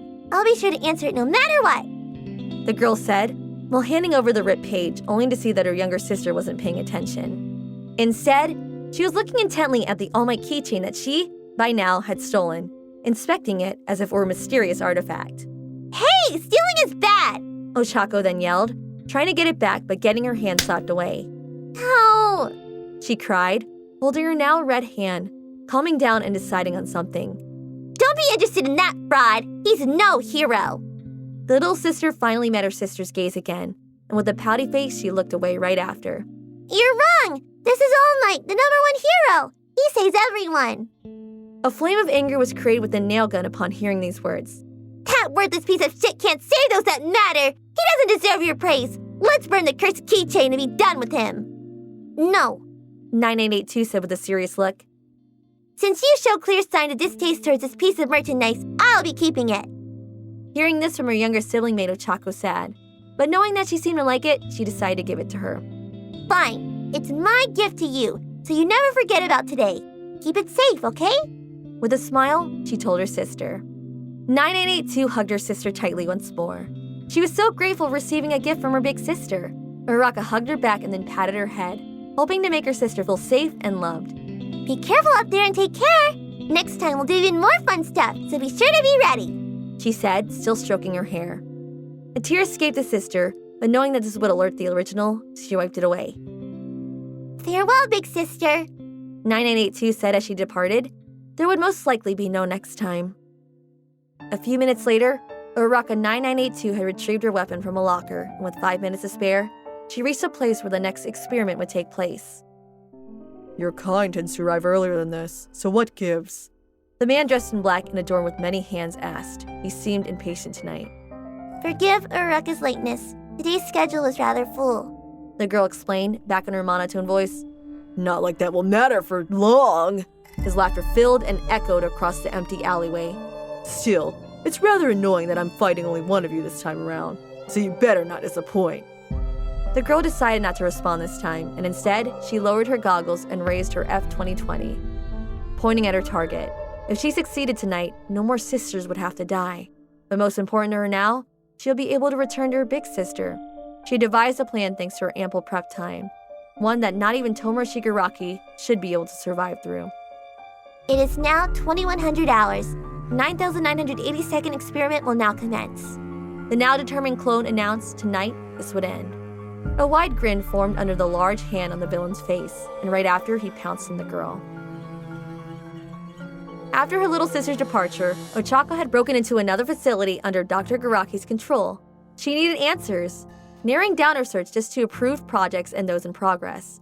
She found the terrifying Decay Shift project. It described how someone called Tomura Shigaraki would have to evolve his quirk through live combat. Stage battles would manipulate his growth, and according to simulated results granted by the Yoda supercomputer, if he managed to kill Nailgun 128 times, he would surely reach quirk enlightenment.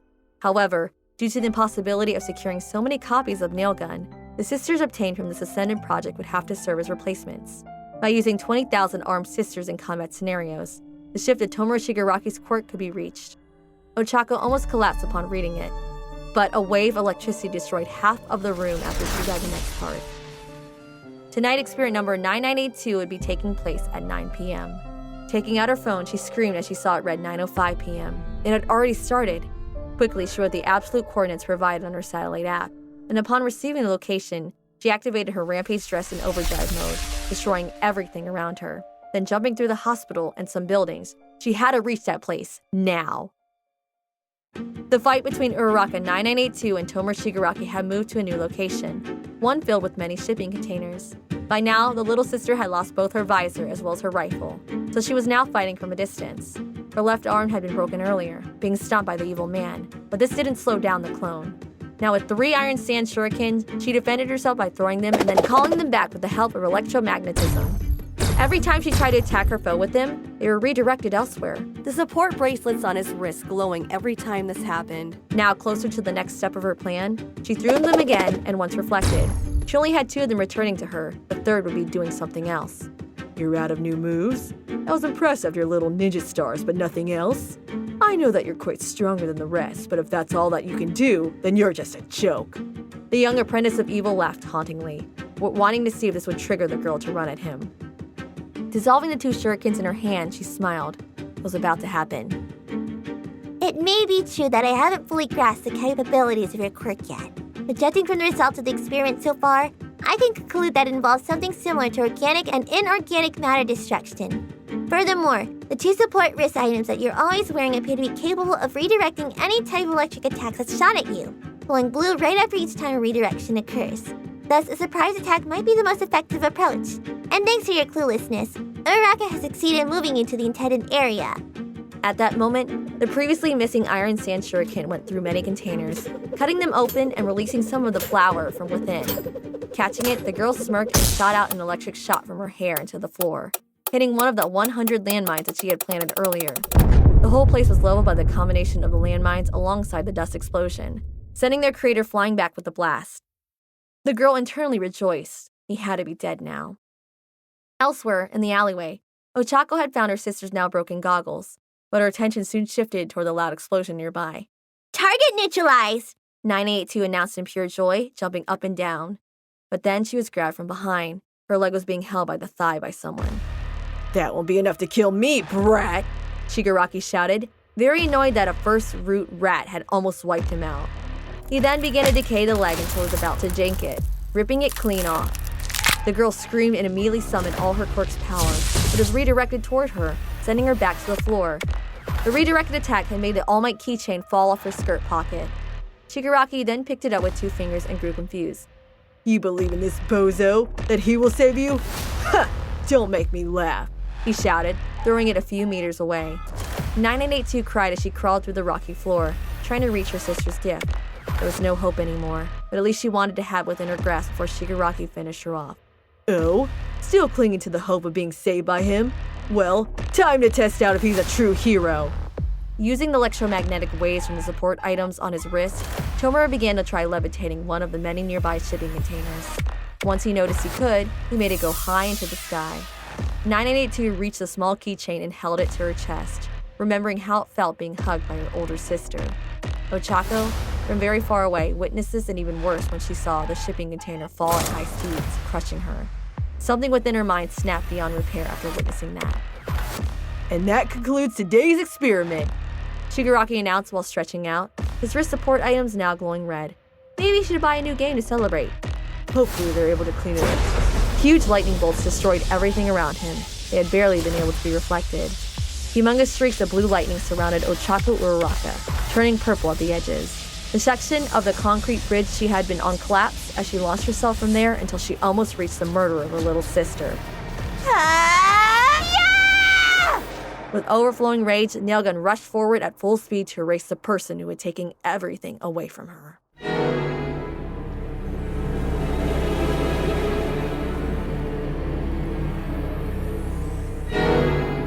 Little Uraraka had been brought to the hospital by her grandparents after they heard that their daughter had been injured in a sudden villain attack.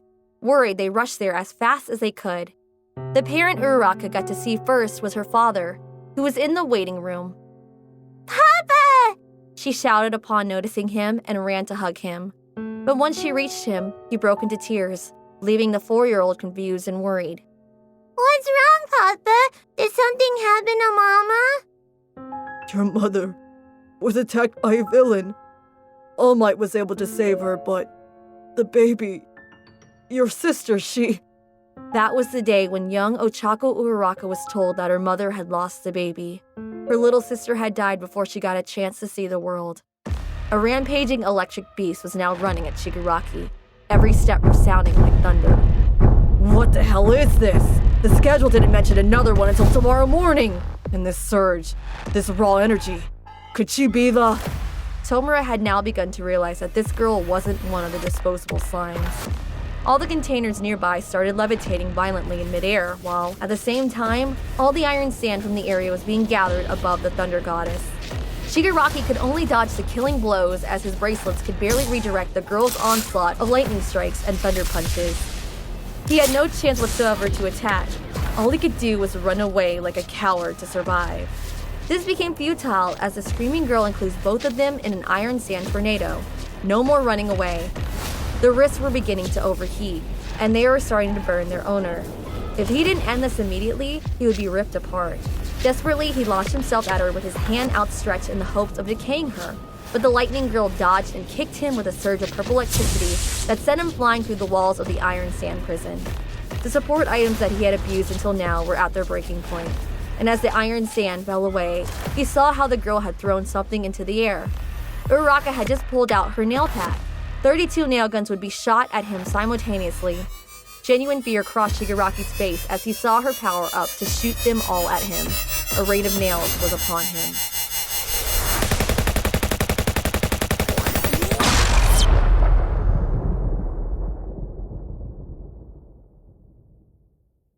A humongous crater was left behind as all of them blew up on impact due to the excess of energy put into them. Tomura, being there, was still unscathed, but his wrists were scorched by the short circuit the wrist support items had after the attack. His life flashed before his eyes as he saw the girl appear in front of him. A lightning claw attack was about to rip his head clean off, but by a miracle, he was able to back away just enough to barely dodge it. The hand on his face hadn't been so lucky as it had disintegrated on contact with her energy. But another one was immediately launched after, and as he lost his footing, death was looking him right in the eyes. Fortunately for the apprentice of evil, a drone swept in and shot the girl with a dart, the raw electricity that had encompassed her disappearing almost instantaneously. What the hell? The now conscious girl cried out. She couldn't feel her quirk anymore. A kick went straight into her chest as the man that had fallen in front of her decided to counter, knocking her back into the floor. Ready to kill her, Tomer reached out to decay her out of existence. This annoying brat deserved it. Stop right there, young Shigaraki. Out of the drone, the voice of Dr. Kyudai Garaki came out. Give me a good reason why I should spare her, Doctor. Otherwise, I'll do it slowly while you watch. Shigaraki yelled back at the drone. That's the Nailgun, Ochako Uraraka, the original. Unless you want your master's plan to fail, then I recommend that you stand down. The doctor explained. Fine. The man got up and away from his prey, going towards the drone, and once he reached it, he decayed it away. Nobody tells me what to do, he said with a creepy smile. And as for you, I'll have a good time ripping you apart, he loudly added as he now began to walk back to the girl who had made a mockery of him. But before he could move any further, he was stopped as a line of bullets grazed the floor. Those were warning shots. Uraraka warns, a clone stated as she approached.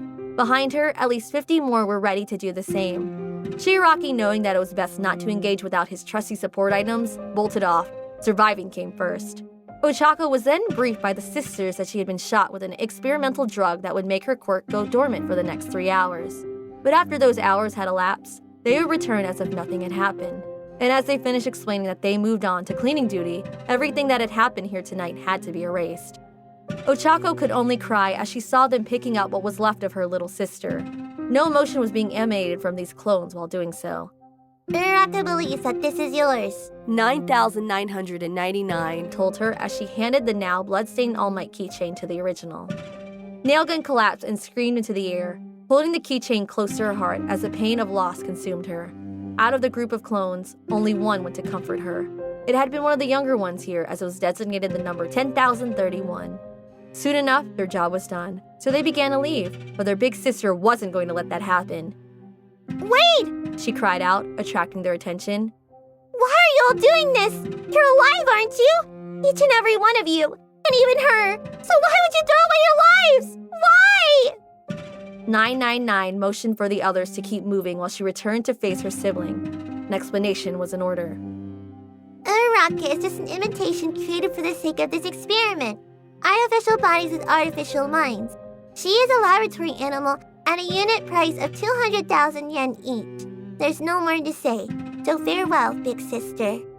Hearing those words again, farewell, big sister, from someone that looked exactly like her little sister, but that sounded like a soulless machine, made Ochako cry harder. How could this be going on without people knowing? How did these experiments get approved? But none of those questions took much priority within her mind.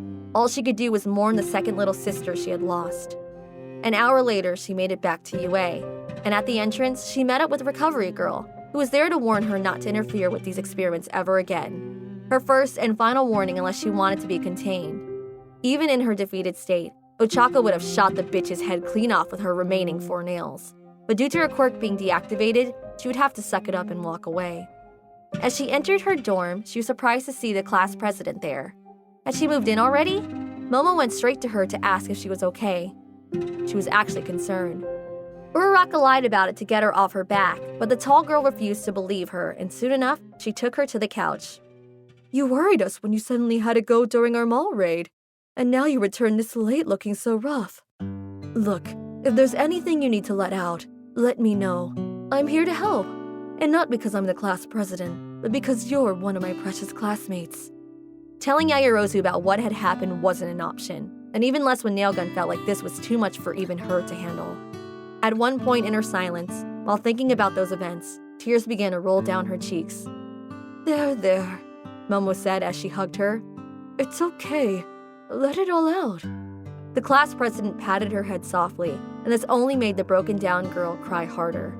Soon enough, she had fallen asleep, so Yaoyorozu placed her down on the couch gently and then got a blanket for her. Before turning off the lights, she looked back at her usually high-tempered classmate. Seeing someone so prideful as her crying so hard could only mean that something very traumatic had occurred. But knowing that she shouldn't force it, Momo decided to let Uraraka say it whenever she was ready to share it. And just like that, the day ended so another could begin in its place. Uraraka was right behind her younger self, the one that accepted the deal of giving away her DNA map. And as the little one shook the doctor's hand, she screamed for her to run, to refuse. But the more she screamed, the farther away they seemed. All then turned black as she was grabbed by many bloody and mutilated sisters. I see. So Big Sister was the cause of everything. They all cried out in unison. No! I didn't want this to! Ochako responded, trying to hold herself from being ripped apart. Uraraka being created. Uraraka being killed. All of it.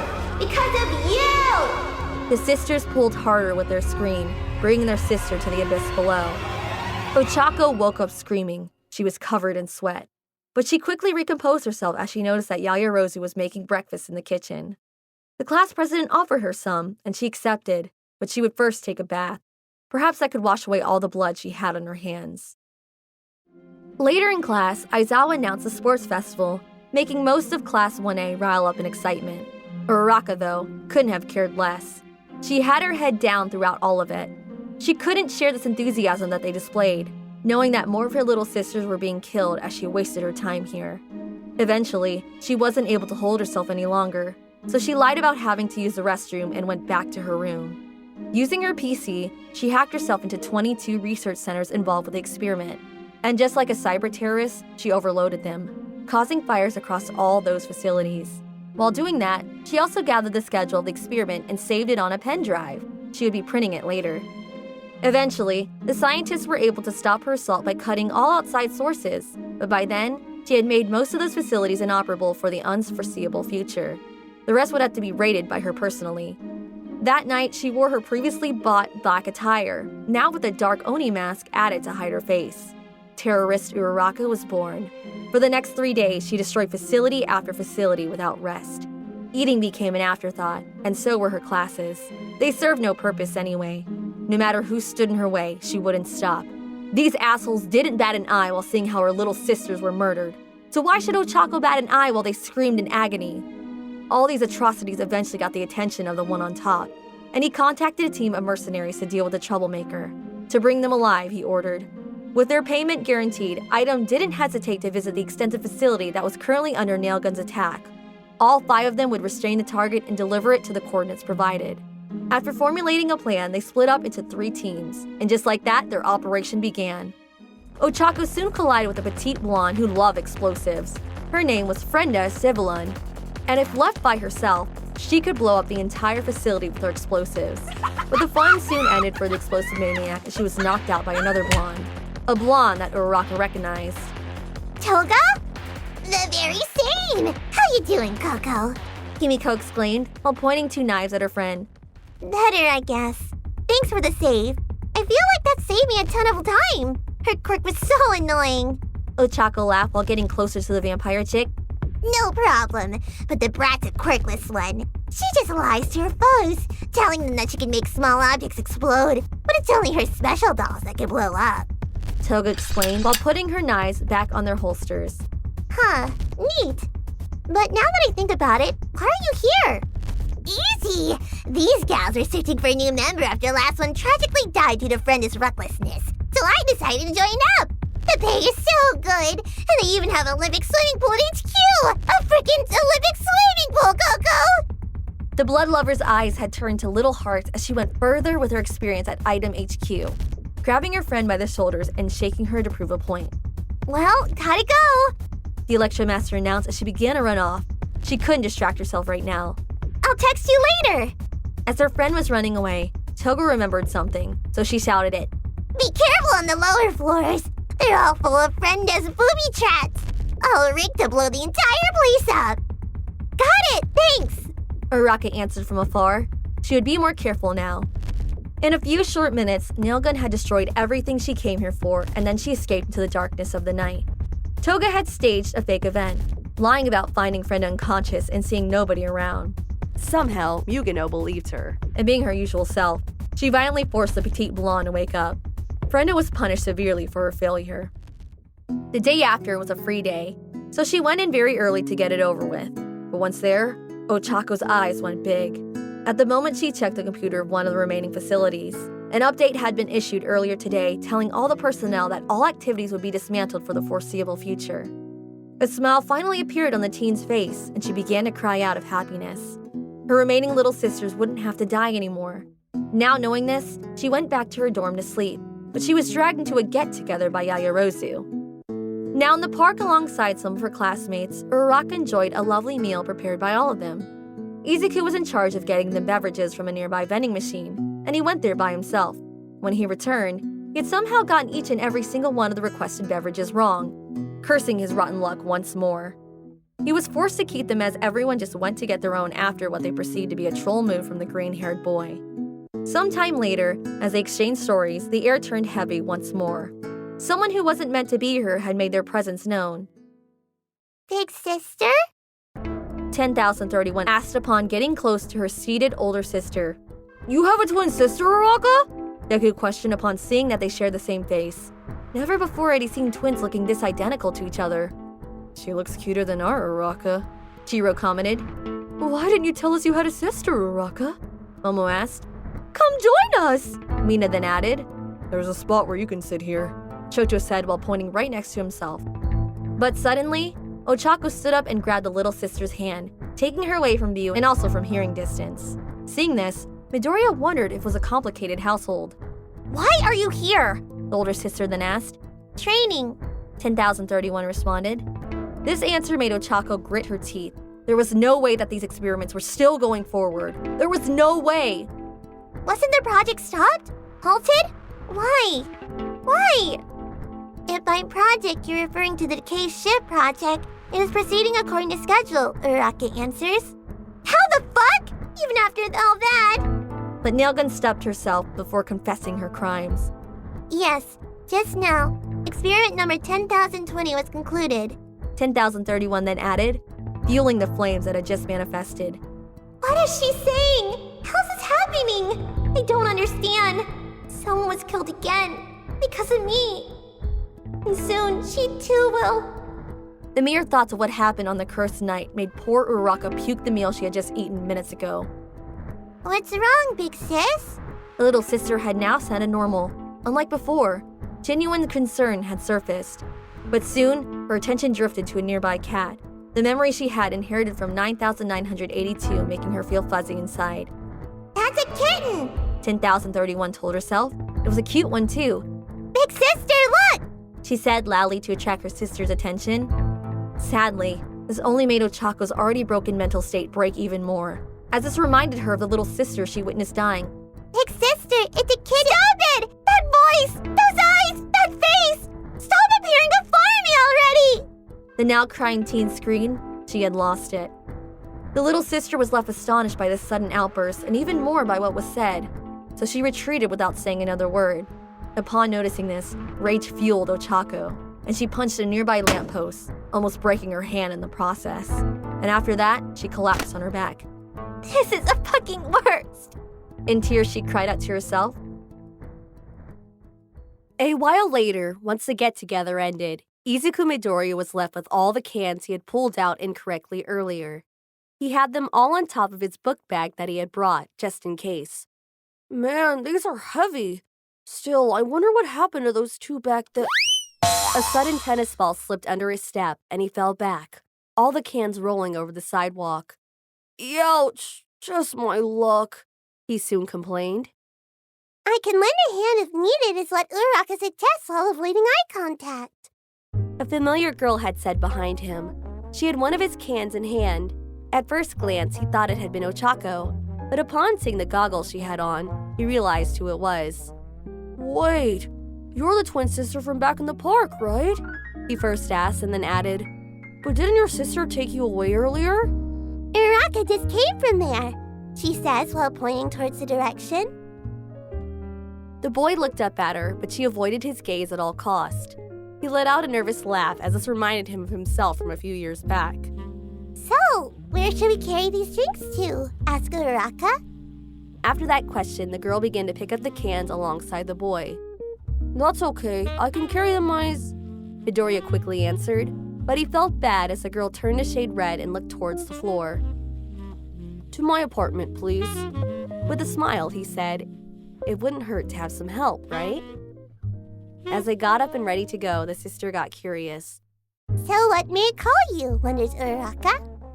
"You can call me Izuku," he responded. Very well, Izuku. Lead the way. Moments later, the desperate girl hacked the servers again, and she just stood there, not knowing what to do anymore. 206 institutes had inherited the project.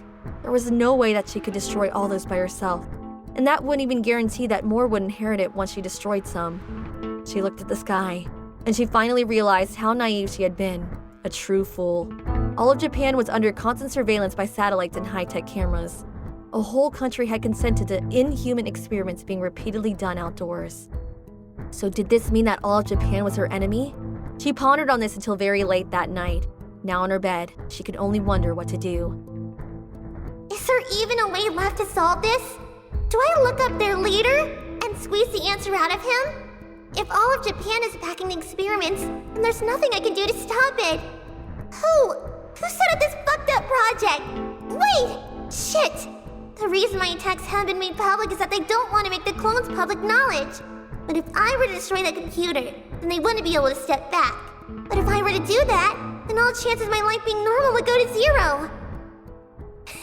After letting over 10,000 people die, I still think I deserve such a thing. Those dark thoughts were then interrupted as she heard knocking on her door. She told them that it was open, and it opened up to reveal that it was Aizawa-sensei. He came in to check on her. She had been skipping school quite a bit lately, so he was worried. Even more so after Momo had come to tell him about the night she had arrived crying. Uraraka hid her true emotions, and she told him that it was just a phase, that she would eventually get over it. But as the room grew silent, she decided to ask a question.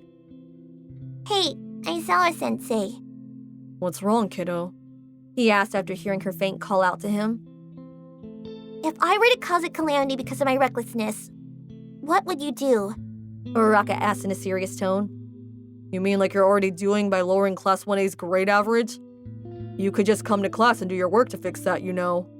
The teacher pointed out, which embarrassed the student into going a bit red. I know that already! She shouted, wanting him to stop. I'll go back to class once I feel like it, okay? Okay. But that's not what I meant! Uraraka then continued before he was to lose interest. I meant it as doing something more fundamental than that to society. At that instant, Shota stood up from the girl's bed and looked down at her with his glowing red eyes. He considered his words carefully before giving her a truthful answer. I have no clue why you would even ask such a question. However, if someone were to threaten the people of Japan, be it you or anyone else, my duty as a hero still remains the same. Ochako smiled sincerely. Her face had been facing away from her teacher, so he hadn't seen it. It made her truly happy that he had been this honest with her. Once he left and the light was turned off, she just stared at the starry night sky through her window. I'm glad. She lowered her vision just a bit, and she got to see him leaving the dorm. Her personal tutor had cared enough to visit her, and this made her content. If ending the project means getting caught by Eraserhead, then I wouldn't mind it. The next day, reality isn't that easygoing. Mom isn't here to solve my problems anymore, and a miracle won't occur just because I pray to God.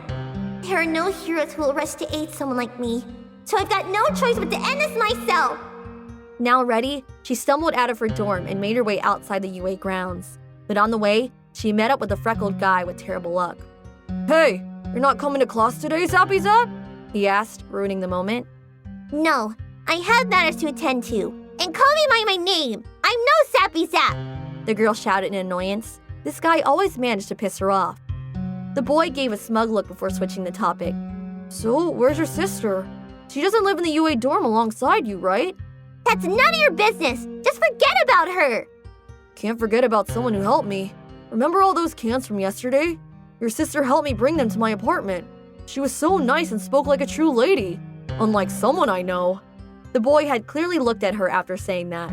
Uraraka did not miss that. You met her again? Electricity suddenly came out of her, and she was forced to calm down as other students passing by started commenting on it. And I wouldn't mind meeting her again, he responded with a smile. Yeah, whatever. Get to class, Deku. You'll be late. She told him in the most disinterested tone and then began to walk off. Okay, see ya! After that, he went to class, and Ochako was ready to do her mission. Yoda supercomputer. Soon you'll be laid to rest, and I'll be able to alter the project without a chance of a new simulation fixing it. You will never give any of your fucked up instructions ever again!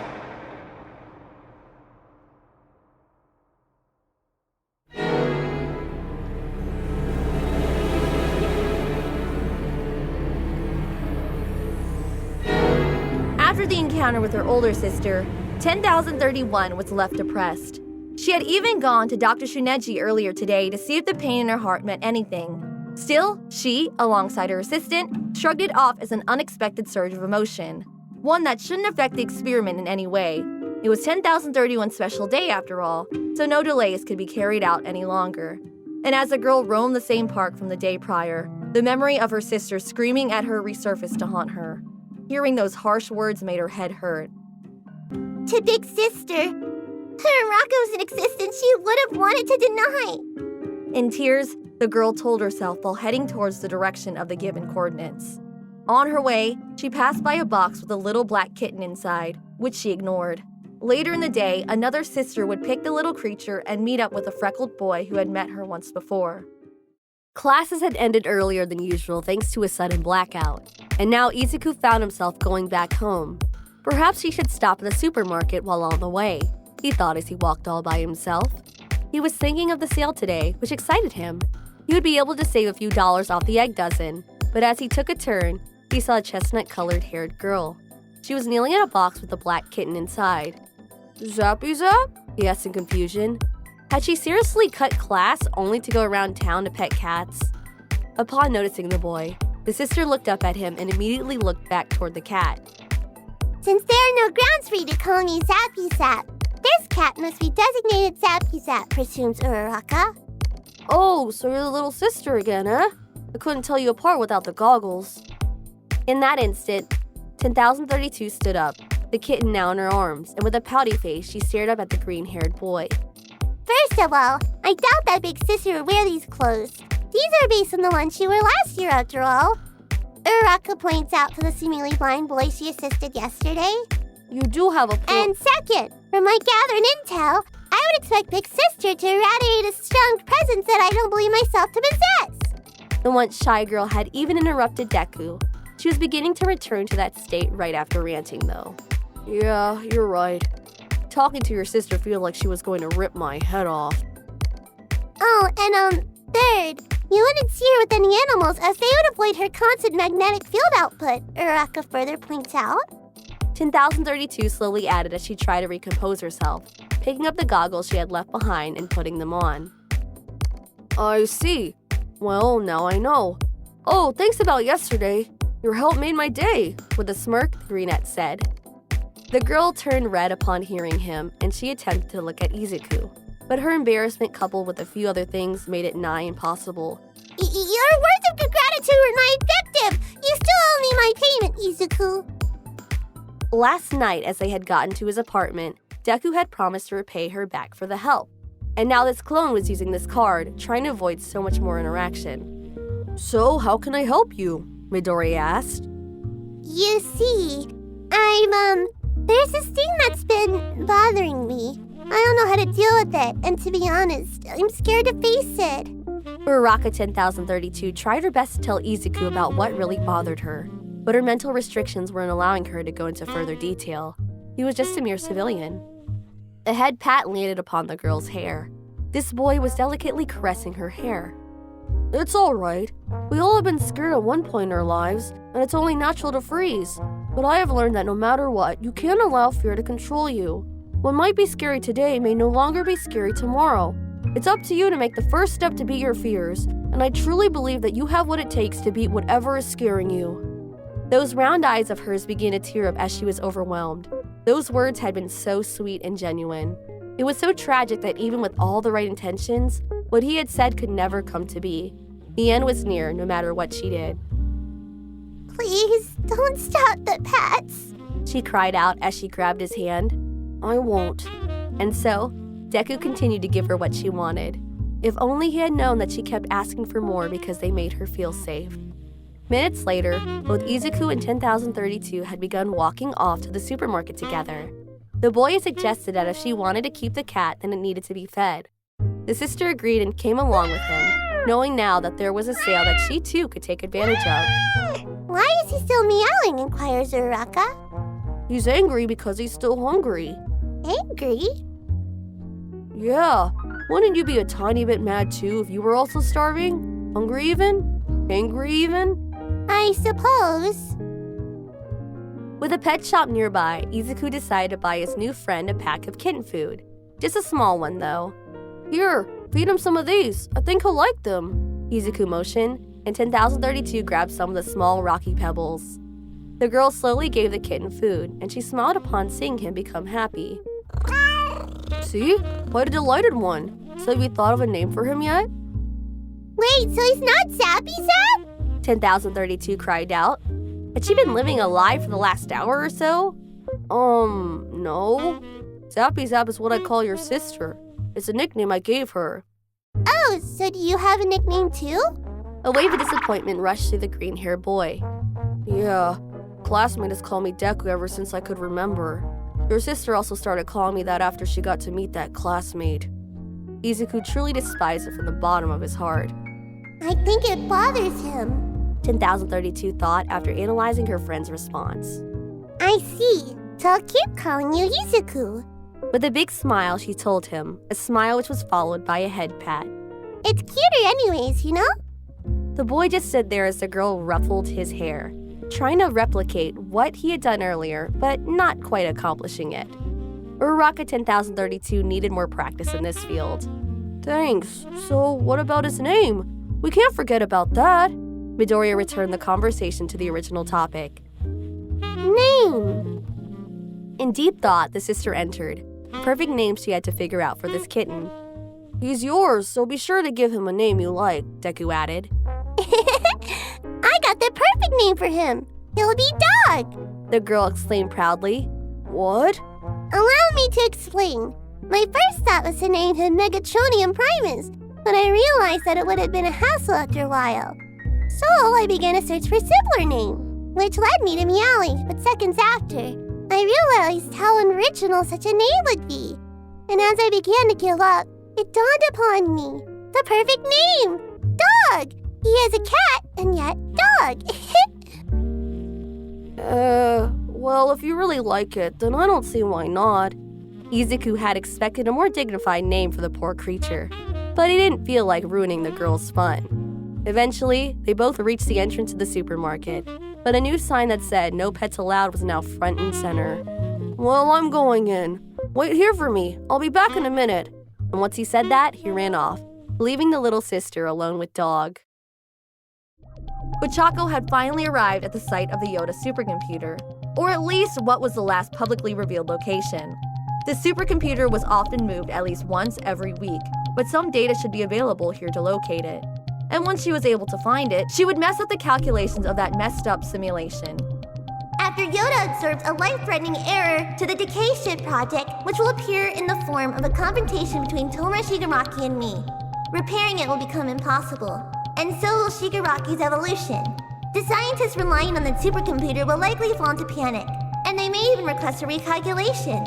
In that case, I'll make it spout out a prediction not involving my little sisters. It's true that the alternation will be found eventually, but by then, Yoda will be long gone. I'll make sure to send this whole program to bankruptcy before that, though. Once inside the facility, Nailgun noticed that nobody seemed to have been there for quite a while. A layer of dust covered much of the equipment around her. It was rather strange that one of the 5 facilities capable of instant communication with any other facility in Japan was devoid of life. Even when she reached the central receiver room, it was found empty. Nobody was there either. The machinery was still on and working though. This could indeed be a trap, but Uraraka didn't have the luxury just to stand around to confirm it. Taking a seat, Ochako took out her laptop and began hacking her way into the data. No transmissions from today? There are supposed to be thousands going around daily! No, wait. There are thousands of requests being sent, but none of them are being responded to. Not just from today, but for about a month now. But upon reaching the first one sent from the list, her eyes went wide. It read, Report to the Unified Science Warship Council. Final report on Yoda's whereabouts. March 30th, 4:37. The physical form of Yoda has been terminated. Same day, 5:15. A search party is deployed. Same day, 8:32. Recovery of the remnants is carried out result of the analysis. The Yoda supercomputer was hit by a highly powerful physical blow. The main speculated culprit is the #1 hero, All Might. The utter destruction of said asset has been confirmed. Further action is... Electricity soon engulfed the room and destroyed everything in its way. Why? Why is it always you? You're always responsible for ruining my life in some sense. All Might, you just took away my final method of halting the project. Not only, but that it's now confirmed that even without the Yoda supercomputer, the experiments can still continue. Oh, that's right. Among the many new groups who adopted the experiments, one of them is nearby. The girl had gone from down to full-on unhinged in the span of a few seconds. Once he came back out, he noticed that Uraraka's little sister was no longer there. Worryingly, Dog was just there by himself with a small bag of food next to him. Dog, where did she go? The boy's attention soon shifted toward an alleyway close by. Though the alleyway he went trying to see if she had gone this way. Through the alleyway, he went trying to see if she had gone this way. I should have asked for her name earlier. He sighed, just to then start calling out, Hey, Uraraka's little sister? After a minute of searching, he believed that he must have been mistaken.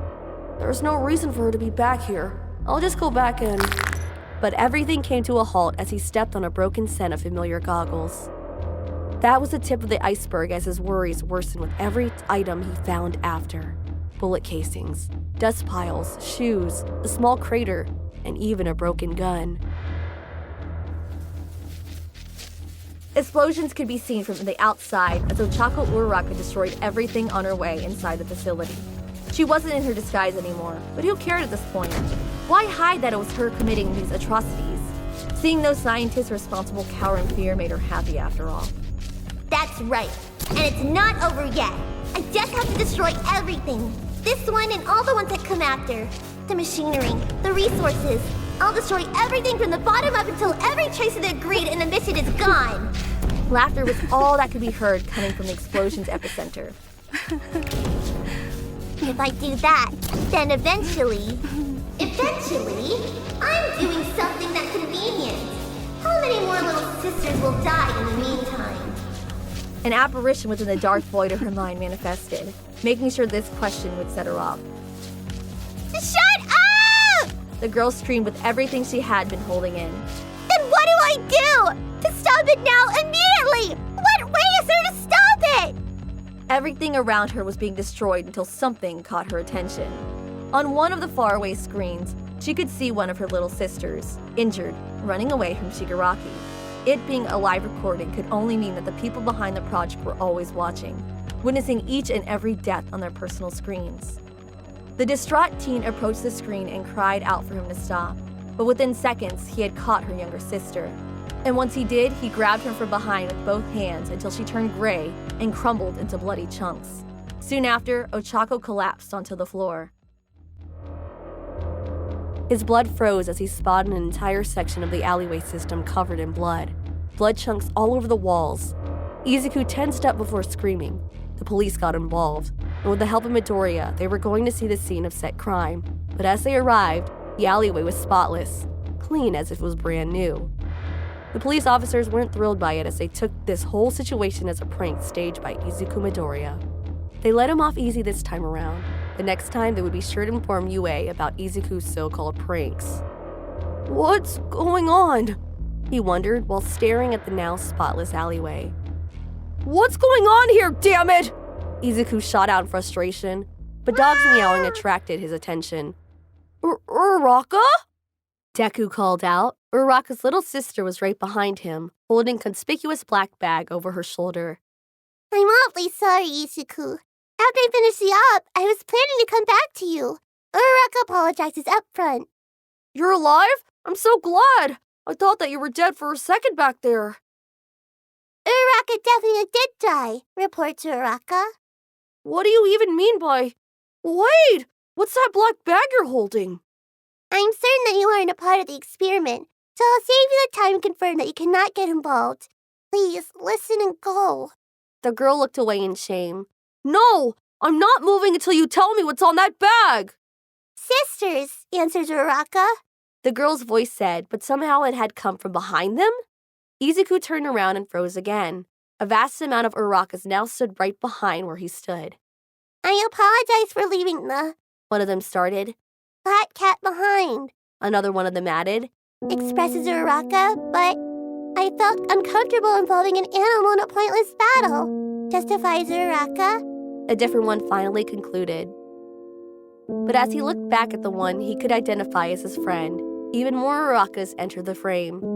Apparently, I caused you some undue concern over this experiment. A new one started. Apologizes Uraraka. One beside her added. But you needn't have worried.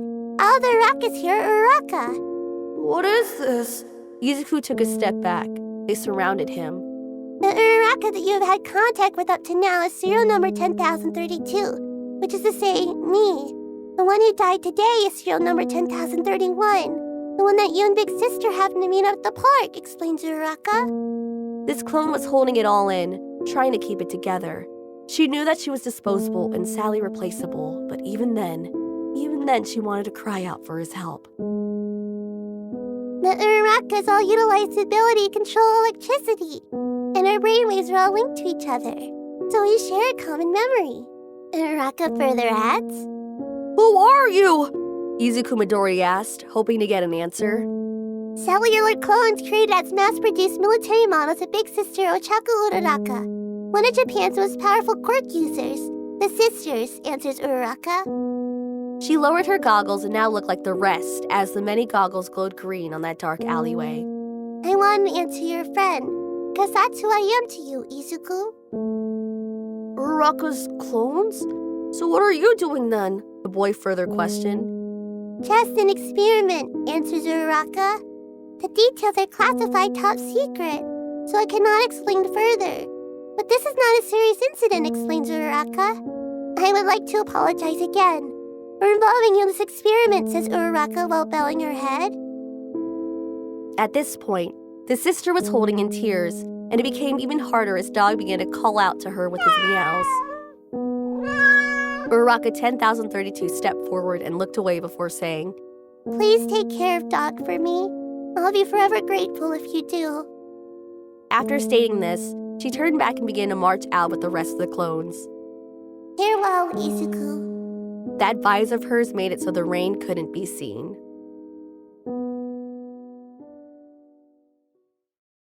After that incident, Izuku Midoriya needed answers, so he returned to UA to find Ochako. Once at the dorm, he met up with Momo Yaoyorozu, who was happy to see him. She asked if he could deliver a few papers to Uraraka's room. They were assignments she owed for missing so many class days. He agreed to do the favor, but once he entered the room, he saw that she wasn't there. The kitten hopped off his arm and looked until it went under the bed. Midoriya tried getting Dog out of there, but before he could, he saw a big stack of papers stapled together. He took both the kitten as well as the papers out and began reading. Minutes later, he stormed out of the room, accidentally colliding with Itsuka Kendo, who was moving to the dorms at the moment. Sorry about that, but I have to go, he said and ran off. Wait! Kendo shouted, but he didn't hear it. Now at Kashyyyk Bridge, Nailgun was sulking in her despair. There was only one way to stop the experiments, and she didn't know if she was ready to go through with it. Why did it come to this? There has to be a way better than that to solve this. No more deaths. But if at that point the experiment doesn't stop, then A flashback of the two little sisters she had witnessed being murdered appeared on her mind, and once more, the tears began to run down her face. Someone please help me. She cried out hopelessly as she knew nobody would ever help someone like her. But soon, a familiar nya sound distracted her, so she turned to face it. There, a tiny little black kitten sat down. A cat? She questioned, just why would it come here?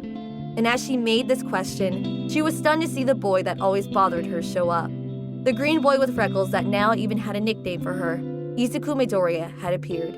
He seemed exhausted, almost as if he had run all the way here. What do you think you're doing? Ochako was taken aback by this, and instead of confessing, she decided to put up a front to make him run off like the previous times. What's this? All of a sudden you just appear before me.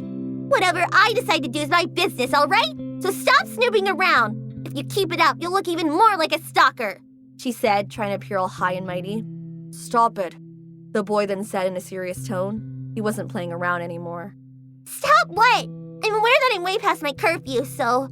Uraraka replied, just to be interrupted right after. In front of her, he held the experiment document she had hidden below her bed at the dorm. I know about your little sister. The experiment's also about Tomo Shigaraki, so let's just cut to the chase, Izuku stated without wavering. No, I've been found out? By him out of all people? How's this even... But she stopped that thought right in its tracks. Otherwise, it would show on her face for him to see. Huh? What do you think you are, eh? Just met my clone yesterday and you've already managed to figure it out. With those skills, you could give Holmes a run for his money. A stalking goody two-shoes like you isn't gonna approve of this plan, that much is certain. But if you got that, then it can only mean that you went into my room without permission, right? Uraraka pointed out while resting her back on one of the metal supports. You probably see me as the main culprit, being the one who donated their DNA map and all. So are you here to condemn me as well? On top of that, you had the guts to go under my bed to find those papers. For such a crime, you should pay with your life, don't you think? Oh well, even if the facts are skewered, the results will remain the same. That actually makes being blamed by someone else a whole lot easier. So, in the end, you must consider all I did inexcusable, huh? She told him, waiting for him to admit it. What are you on about? I was concerned about you, Midori exclaimed, tightening his hold on the documents in his right hand. The Electromaster could not understand why he would be worried about her. It made no sense. Clenching her fists, she hit the metal behind her and then turned to face the boy once more. I'd rather have you telling me the truth instead of this half-baked lie, you know. It's not a lie, he responded while interrupting her, tightening his grip on those papers even more. What? Tears began forming in Nailgun's eyes. This made no sense. I said that I'm telling you the truth! In full-on shout mode, he had gone. The determination in his eyes made the girl waver. She did her hardest not to break, but Deku made it almost impossible not to do so. In her moment of weakness, one that lasted for just an instant, her face revealed it all. Even though she was able to hide it right after, the boy in front of her had seen it. There was no point in hiding it anymore, so she began explaining. Those girls call themselves lab rats with a straight face. Rats, guinea pigs. They have their bodies destroyed and mutilated just for the sake of research. And when they're of no more use, whatever's left is thrown into an incinerator. Those girls understand what it means to be a guinea pig. And even though they know, they still refer to themselves as that. This whole situation is my fault, so I have to be the one who gets them out of it. After concluding this, she began to walk towards Deku. She was planning on leaving. Where are you going? If you read those papers, then you must know that there's another experiment being held tonight. Before that happens, I'll engage Shigaraki by myself using whatever means necessary. Still, the boy had moved his left arm to block her path. He would not let her do something so reckless. Midoriya then asked a simple question. Can you beat him? Those papers say that the Yoda supercomputer's calculations predict that you'll be dead in 217 moves. So are you going there intending to win? You're right. Even if I were to somehow obtain another major power-up, there's no guarantee that I'd be a match for him. But what if I wasn't even worth that much? Hearing this, Midoriya just stared in awe. Had she just said that? For example, say that I was to be taken out with his first move. If I were to lose that way, then Yoda's prediction would be overturned. What if this made them reconsider the experiment? Then even someone like me would be of some use, no? You mean to die, don't you? A quick smirk appeared on her face. Ochako had already come to terms with his decision. And you think that your death will put a stop to this project? Yeah, the whole project works on the assumption that everything that the Yoda supercomputer is absolute. But if after a single move I were to be on my ass begging for mercy, I'm sure they would all think that there were some mistakes in the prediction. But once they redo their calculations, your death would be for nothing! Deku screamed, trying to point out the obvious. Not so. The Yoda supercomputer was destroyed by All Might less than a month ago, so they wouldn't be able to redo their calculations. You know that for sure? She didn't care to respond any further. This was a waste of time. Okay, so you understood, right? Now move aside. Once more, he got in her way and refused to move. No, there's no way I could just let someone trying to kill herself go! Izuku once more yelled, trying to make her see reason. A bolt of lightning shot out of her hair, destroying the papers in the boy's hand. Whatever was left flew away in flames. So what then? Are you telling me that there's another way? You can't do anything but run, so get off your high horse already. It's disgusting. The rage within Uraraka was starting to surface. Whatever was left of her patience was being pushed thin. Say what you want, but I won't have it, he responded, staying his ground. Visible electric bolts began to appear around the Electromaster. Their iconic sizzling could be heard. Once it became too dangerous, the small kitten ran off into a safer part of the bridge. This is getting us nowhere!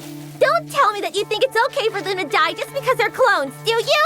If you stand in my way, I'll have to shoot through you. So if you don't want that, stand aside! The threat didn't face the boy as he moved his head from side to side. An electric burst stunned him then and there. Alright, so you want to settle this by force then? Sure, I've never beaten you before due to your constant running away, and I still don't understand that quirk of yours that well. But I can't afford to have you stop me now, so you better go all out, or else you will die! Unexpectedly, the freckled boy pulled his hands up, almost as if he was surrendering. He was both confused and pissed off the enraged girl. What do you think you're doing? I won't fight you, he stated without a hint of fear or doubt. Are you really that stupid? Do you seriously believe that I won't attack you just because you're doing that? This is the only option I have! I'll shoot right through you if you get in my way, passive or not! Even then, I won't fight you. A lightning bolt struck next to the unmoving boy, hitting a metal support from the bridge. And then came her screams. Don't fuck with me! If you need a fight, then clench your fist! If you don't want to fight, then get out of my way! So don't just trample on my wishes if you won't go all out! But Izuku Midoriya didn't budge. He wouldn't go back on his word. Ochako could only lose the last bit of patience she had left now. She was an uncontrolled broken mess. Her voice would soon be shaky, and any sense of restraint would quickly vanish. I'm telling you to fight! A full-powered electric blast was shot at Deku, hitting him right in the gut and sending him back a few feet. The girl couldn't believe what she was seeing. No way! There's no way that my attack should be able to hit him! It wasn't negated like before! It went through his body! For a few steps, Nailgun felt concerned for her classmate. Perhaps she shouldn't have done that. Maybe she should check on him to see if he was all right. But all this disappeared, and once more, Uraraka stood her ground. Izuku Midoriya was standing up. Guilt began to surface as she witnessed how he struggled to get up, holding her right hand in the hopes of not doing it again. Do you get it now? I'll really hurt you! But she stopped as the boy resumed his stance. Why? Uraraka cried out. I already told you. I'm not going to fight you, he repeated once more. But why? You know how wrong these experiments are, right? All I want to do is stop them! Why are you stopping me? Yes, they're wrong. For anyone to have to be hurt for something like this. Then... With the way you're going on about it, there's no saving you. Which is why I'm not moving. What are you saying? I don't have the right to have such a thing said to me. Not now. Suppose there's some happy world that everyone wants where everyone is smiling. I wouldn't have any place in it. Are you sure that your remaining little sisters would be grateful to you if you did this? He asked with honesty. You must have realized it by now, right? That nobody can be saved doing things this way. At that instant, Ochako Uraraka let her electricity run loose across the entire bridge, blowing up all its lights. One of the glass shards shot toward the boy and grazed his upper left cheek. If it had been any higher, it would have taken his eye. Shut up! If I die, then they'll feel relief! She cried out in a desperate tone. Unstable was no longer enough of a word to describe her. There's no other way now except for me to die. If my single life can spare the rest of my sisters, then that should be a wonderful thing, right? Isn't that good enough? So please, just move! Now with tears in her eyes, she begged for him to stand aside. But once again, he just repeated his response. I'm not moving. The desperate girl cried as she was forced to unleash her contained emotions into an electric attack that encompassed a good part of the bridge, frying it until it smoked all over. Some of her electricity could still be seen coursing through the metal parts that remained. As a result of this outburst, the whole city was submerged in a blackout. Regret soon befell the girl as she saw the boy now unconscious in the crumbled concrete. The kitten from before was calling out to him. By the time Deku opened his eyes, his head was now resting on the girl's thighs. Her gaze seemed dead, and dried-up tears could be seen beneath. You really are stupid, aren't you? You have nothing to do with this. If you just closed your eyes and pretended to know nothing, you could have gone back to your normal life. So why run yourself so ragged? Your heart could have stopped, even if only for a short time. But the boy smiled and let out a chuckle, and the girl's tears soon fell on his face. How can you smile like that? Because I thought that I'm so glad to be on your side. Looking up at her, he raised his hand and began to pat her head. So, don't cry. But this only made Ochako cry harder. That gentle touch and those words reminded her of her mom. She was finally able to let all those bottled up feelings escape her.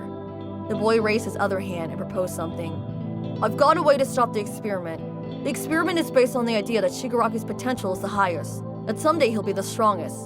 So what if he's incredibly weak? Midoriya began to stand up. For example, what if he were to lose to a quirkless nobody like me? The idea would be turned upside down for sure. Wait, don't tell me that you'll... The girl cried out in fear. That's right, I'll fight him, he answered, confirming Uraraka's fears. That's impossible! That guy is on a whole different level than I am!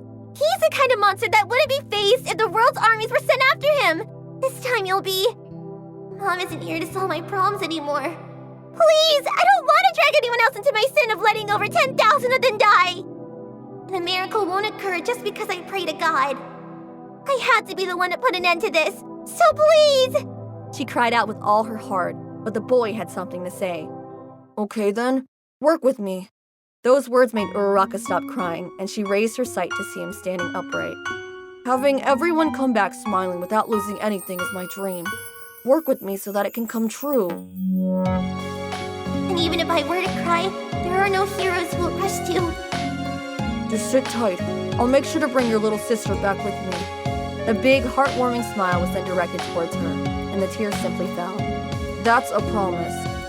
Nailgun was unable to contain herself after all that, so she broke down as the boy ran off.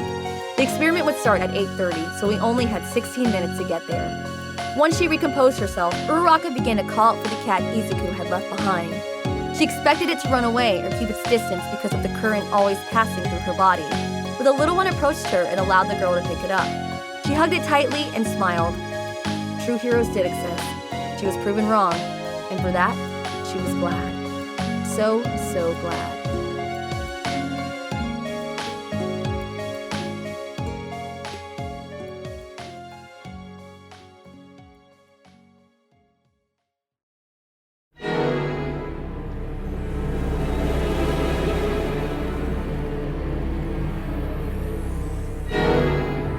An exhausted Izuku Midoriya ran through the streets, hoping to reach Uraraka's little sister before it became 8:30. But a simple misstep made him fumble onto the floor. What's wrong with me? Is it because of the jolt from earlier? Or am I afraid of the person responsible for that bloody mess in the alleyway? He questioned himself before getting up and forcing his legs to move. He would not falter after making that promise. But upon looking at a nearby building, he could see that the time projected was 8:34 p.m. But that was impossible. His phone had said that it was 8:14 less than 2 minutes ago. Pulling out his phone, he discovered that it was frozen on that screen. The shock from earlier had frozen it in place. Frustration fueled him now as he once more began to run. The fight between Uraraka 10,032 and Tomura Shigaraki was about to end. The girl was all battered on the floor. She wasn't looking good. Her right eye had been heavily injured by one of the villain's kicks, while the rest of her injuries came about from being toyed with by the murderer of her many sisters. Shigaraki had been getting more creative with his kills ever since he discovered that the stored-up quirk essence within his wrist support items allowed him to call upon a part of Electromaster's quirk. Decay was no longer his only tool to dispose of those tutorial-level slimes. The clone awaited her death, but it never came. Instead, she heard a question, coming from the person meant to take her out. Hey, what happens to the experiment in a situation like this? The crazy guy was looking ahead, so the sister moved her gaze to match his, and there she saw her friend, the boy she had assisted with the can delivery, and the same one that took Dog once she could no longer take care of him. That same green-haired boy was there panting. Clear exhaustion was being exhibited. Why are you here? Shigaraki, noticing that no answer was given, planted his shoe on her face, intending to hurt her until she responded. Is he a friend of yours? Shouldn't you know not to get civilians involved? I guess I'll have to silence him before he gets to talk. The maniac let out while putting more pressure on the girl's face. Get away from her! Izuku commanded.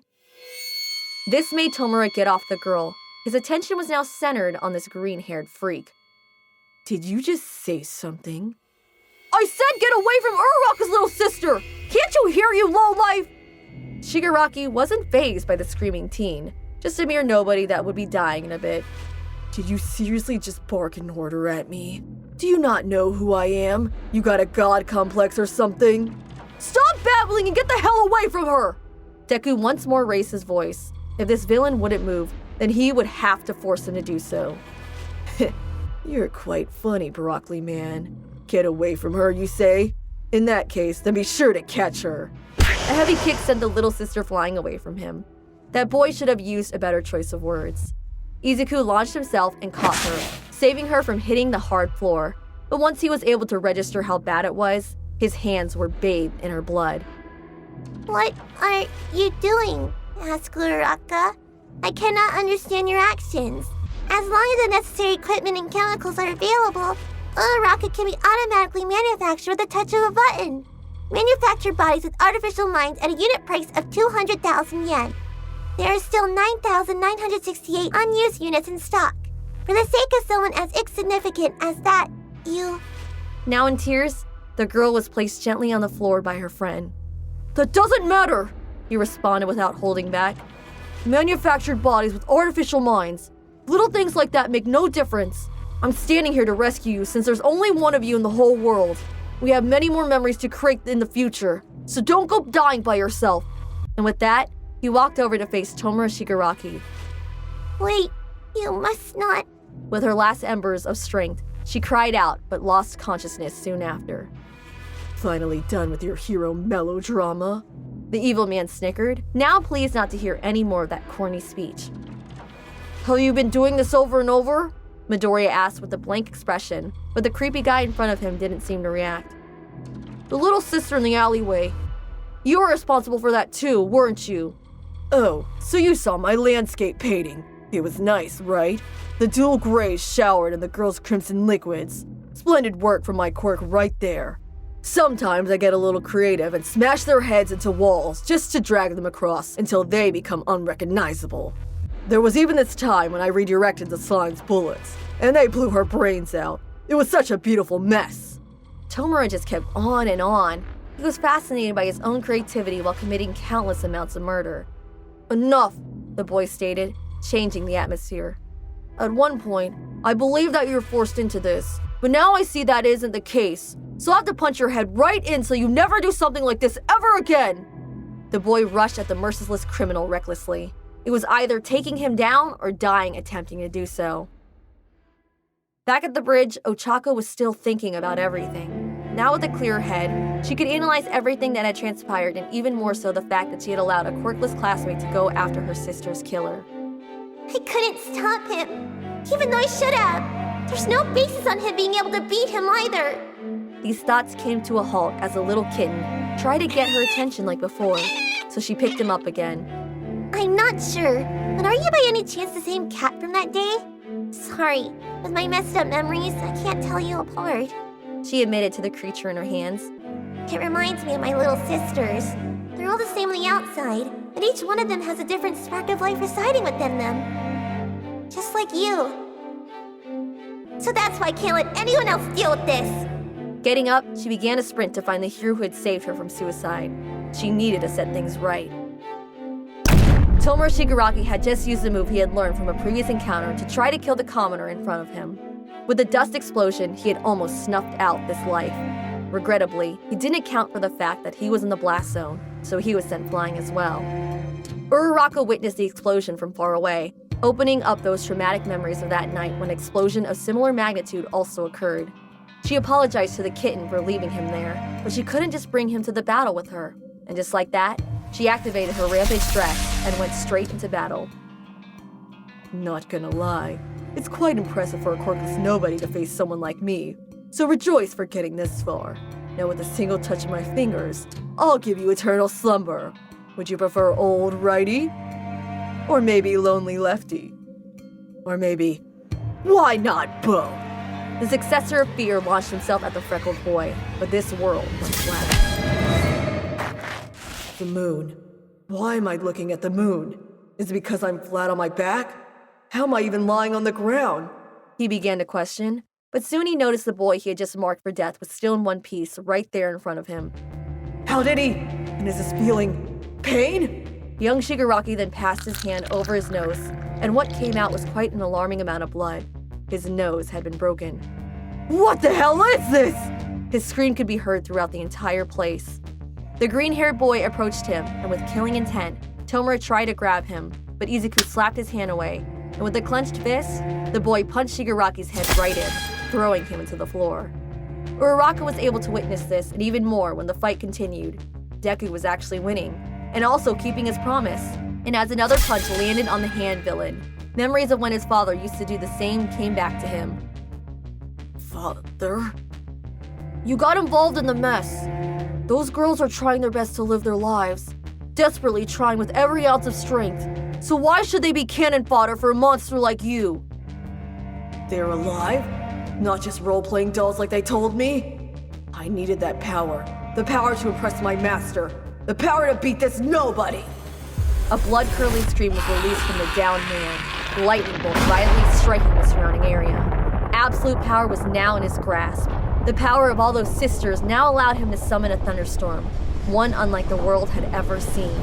Electromagnetism was at the tip of his fingers, and he was ready to use it at a whim. Ochako took this chance to shoot 2 maximum power nail guns at him, one for each wrist, breaking the support items that were granting him this quirk.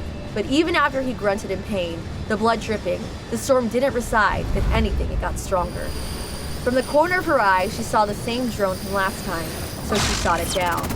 Sadly, at the same time, it had also shot a needle at her, and just like the last time, she was left with her quirk disabled. Fucking goddamn it! She screamed. This couldn't be happening again. What she didn't expect to see once she turned back was to witness an electromagnetic storm that made her hero fly high into the sky, just to then splash right into the concrete, the blood coming out of him right after. It can't be! No! No! The whole world now seemed minuscule to Tomura Shigaraki. It was almost like the entire world was in the palm of his hand. And that's when a vision crossed him, a realm with many portals, and was that a version of him? Was this his destiny? He could only cackle in excitement as thunder became even more common above him. This whole area would be wiped out soon, and that quirkless nobody had front row seats. Shigaraki was so concentrated on his fantasy that he failed to notice Uraraka confronting him. Either way, she was just an insignificant pest, so there was no need to pay attention to that. The girl truly wanted to make Izuku's dream come true, but it seemed almost impossible now. Without her quirk, she wouldn't be able to stop the storm from eating them whole. Without an Electromaster, they would all... But that's when she realized something. She ran to her little sister, who was still on the floor from earlier. If anything, she seemed dead by now, which terrified the older sister, but she couldn't hold back now. Please, wake up! She cried. With her touching her little sister's arm, a realization came to her. She's cold.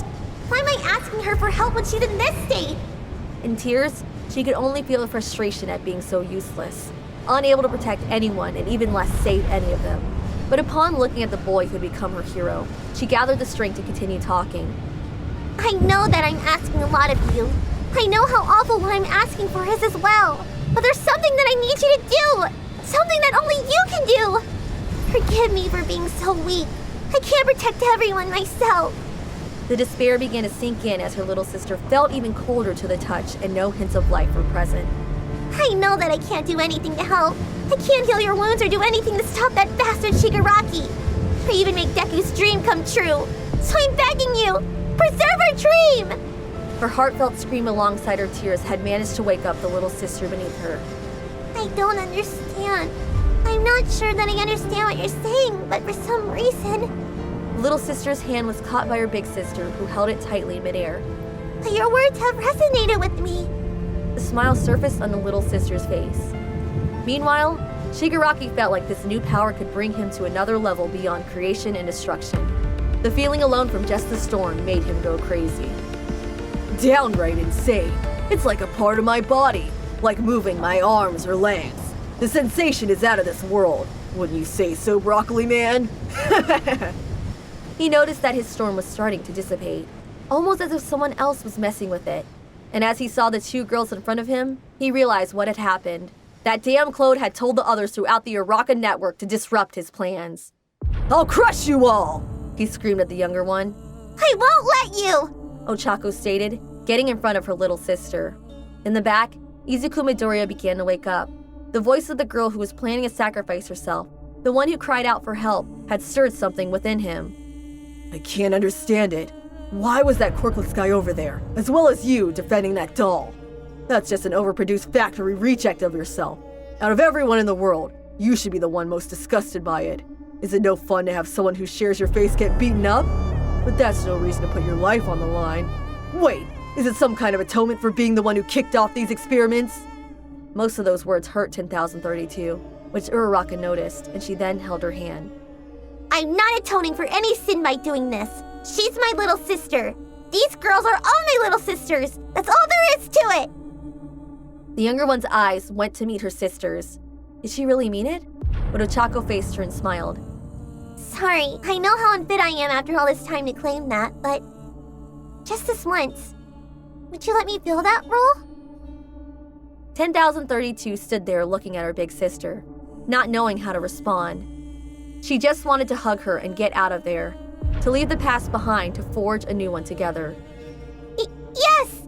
She stuttered, but even then she got the feeling across. New confidence was born from within Nailgun as she stood tall with a smirk. I won't let even one more die! This statement made Tomura throw a laughing fit. Now this was comedy gold. What an adorable little make-believe. You being sisters. Utter nonsense. You're gonna stop me from killing any of them? Learn your place. At this point, you can't even slow me down. So I'll kill you off to blossom steam. Everyone remained frozen as the green-haired boy stood up, all bloodied up and looking like a corpse. Both girls could only cry by seeing this.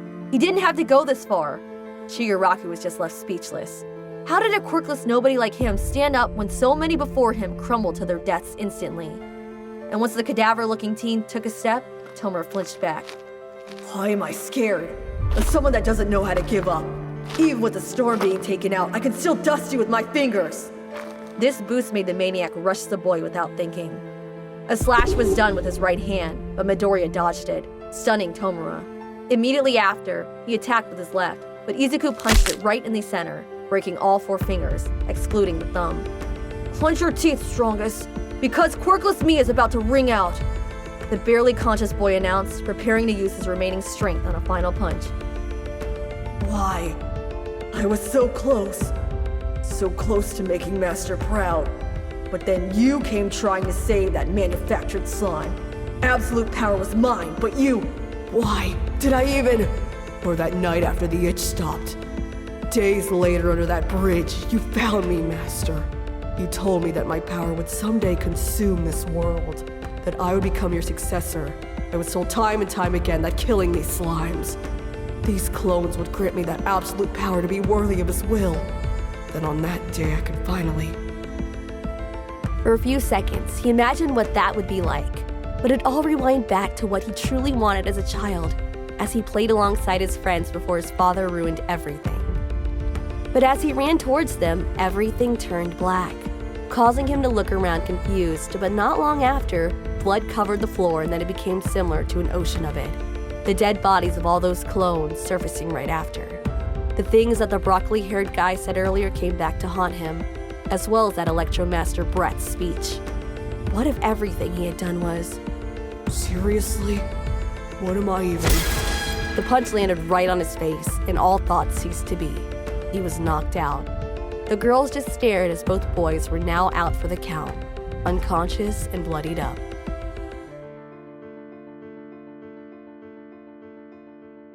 Ochako took her little sister and Deku to the hospital immediately, leaving the villain behind without caring if he drowned in his blood. Soon enough, he was retrieved by one of Garaki's Nomus. A frog-faced doctor took care of both the little sister and Midoriya's injuries. Apparently, this old fellow knew Recovery Girl from his youth, so he was more than happy to help some students of hers. The injuries on the boy were quite severe, but the frog-faced doctor wasn't often called Heaven Chancellor for nothing. In a few minutes, he had stabilized him, and once Chio arrived to do the final touches, he should be good as new. As for the girl, she had minor injuries by comparison, but her right eye was too damaged, and even with his treatment, there was a possibility for it to never fully recover.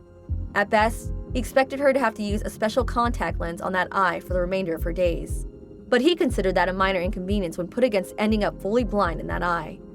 Hours later, Izuku Midoriya woke up, and the first person he saw was 10,032, holding his bandaged hand. The girl had her visor as well as a covered right eye. "Are you?" the boy asked, making the girl smile and hug him.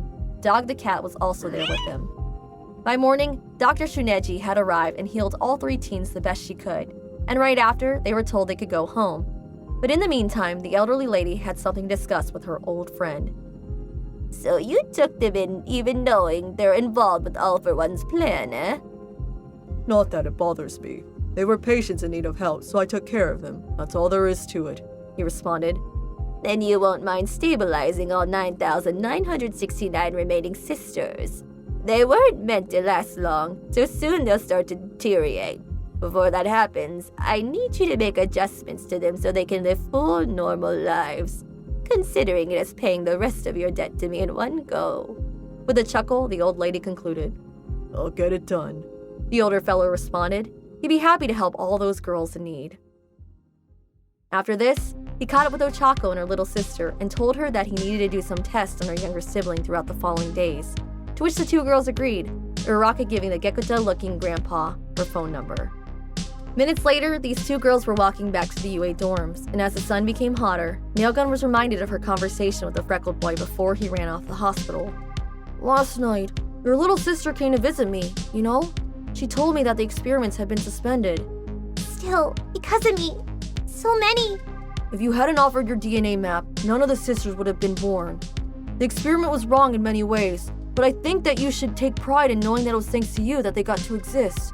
If they hadn't been born, they could have never been happy or sad after all. Besides, they wouldn't like seeing their big sister moping around for the rest of time." Those words of his made her feel better. They took some weight off her shoulders, but even then, she still had things to work through on her own. Of this, she was certain. Lives created by a machine. Right after they are born, they are a blank state. As such, it is imprinted onto them that they are lab animals, and they come to accept that that's all they're worth. However, if they look at the world around them, like she once did, as a single person, my little sisters are sure too. It is strange. It's supposed to be dead after last night's experiment. A natural occurrence that had been repeated over 10,000 times. Yet, I'm still among the living. All Urarakas were created with the sole purpose of being killed. That was the reason for our existence and why we were created. But thanks to you and the boy that has been lost, we have been left without a purpose, unemployed, turned adrift into the world. 10,032 stopped and looked away to hide the embarrassment from what she was about to ask for. I know it's selfish, but would you be willing to stick around with me until I find a new purpose? She had closed her eye while saying the final part, so she was startled to see her older sister looking right at her once she opened it again. Ochako hugged her very tightly and patted her. She wouldn't let go this time. If you'll have me, then I'll happily accept this request from my adorable little sister. Moving forward, things changed. Thanks to Shokuho's memory alterations, Ochako was able to have her little sister live alongside her at the UA dorm, with her own room and everything. Everyone that lived there accepted her quickly, and for this, Uraraka was happy. Her little sister would be allowed to have a normal life among people that loved her. And later on that night, once she told her goodnight, Uraraka met up with her accomplice.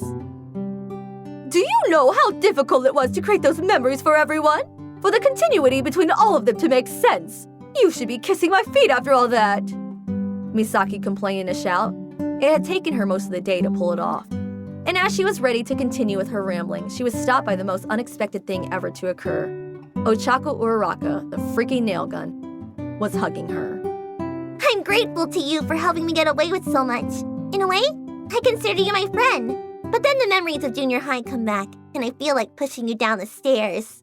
The sudden change of tone scared the blonde. Would she actually throw her down the 32 steps? But both of them started to laugh, and that was that. It took some time and patience, but eventually, Uraraka caught up with all her schoolwork, and as she had promised, she took her sister out to the mall to have some fun. At the entrance, they both stood, the younger one a bit hesitant to enter. Unlike 9,982, 10,032 was rather shy.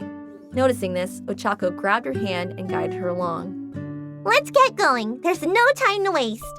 With a hidden smile, the little sister held her sister's hand. It felt warm and safe. Today, they would have a lot of fun together. And with that, we conclude Season 1 of A Certain Unstable Nailgun. Hopefully you all enjoyed it. Be sure to tell us all your thoughts in the comments below. If you have any questions, you may also ask them. They'll be answered to the best of our capabilities. Also, don't forget to check me out at Treated to Heart on YouTube, Twitch, and Twitter. So thank you all for watching, and have a great day!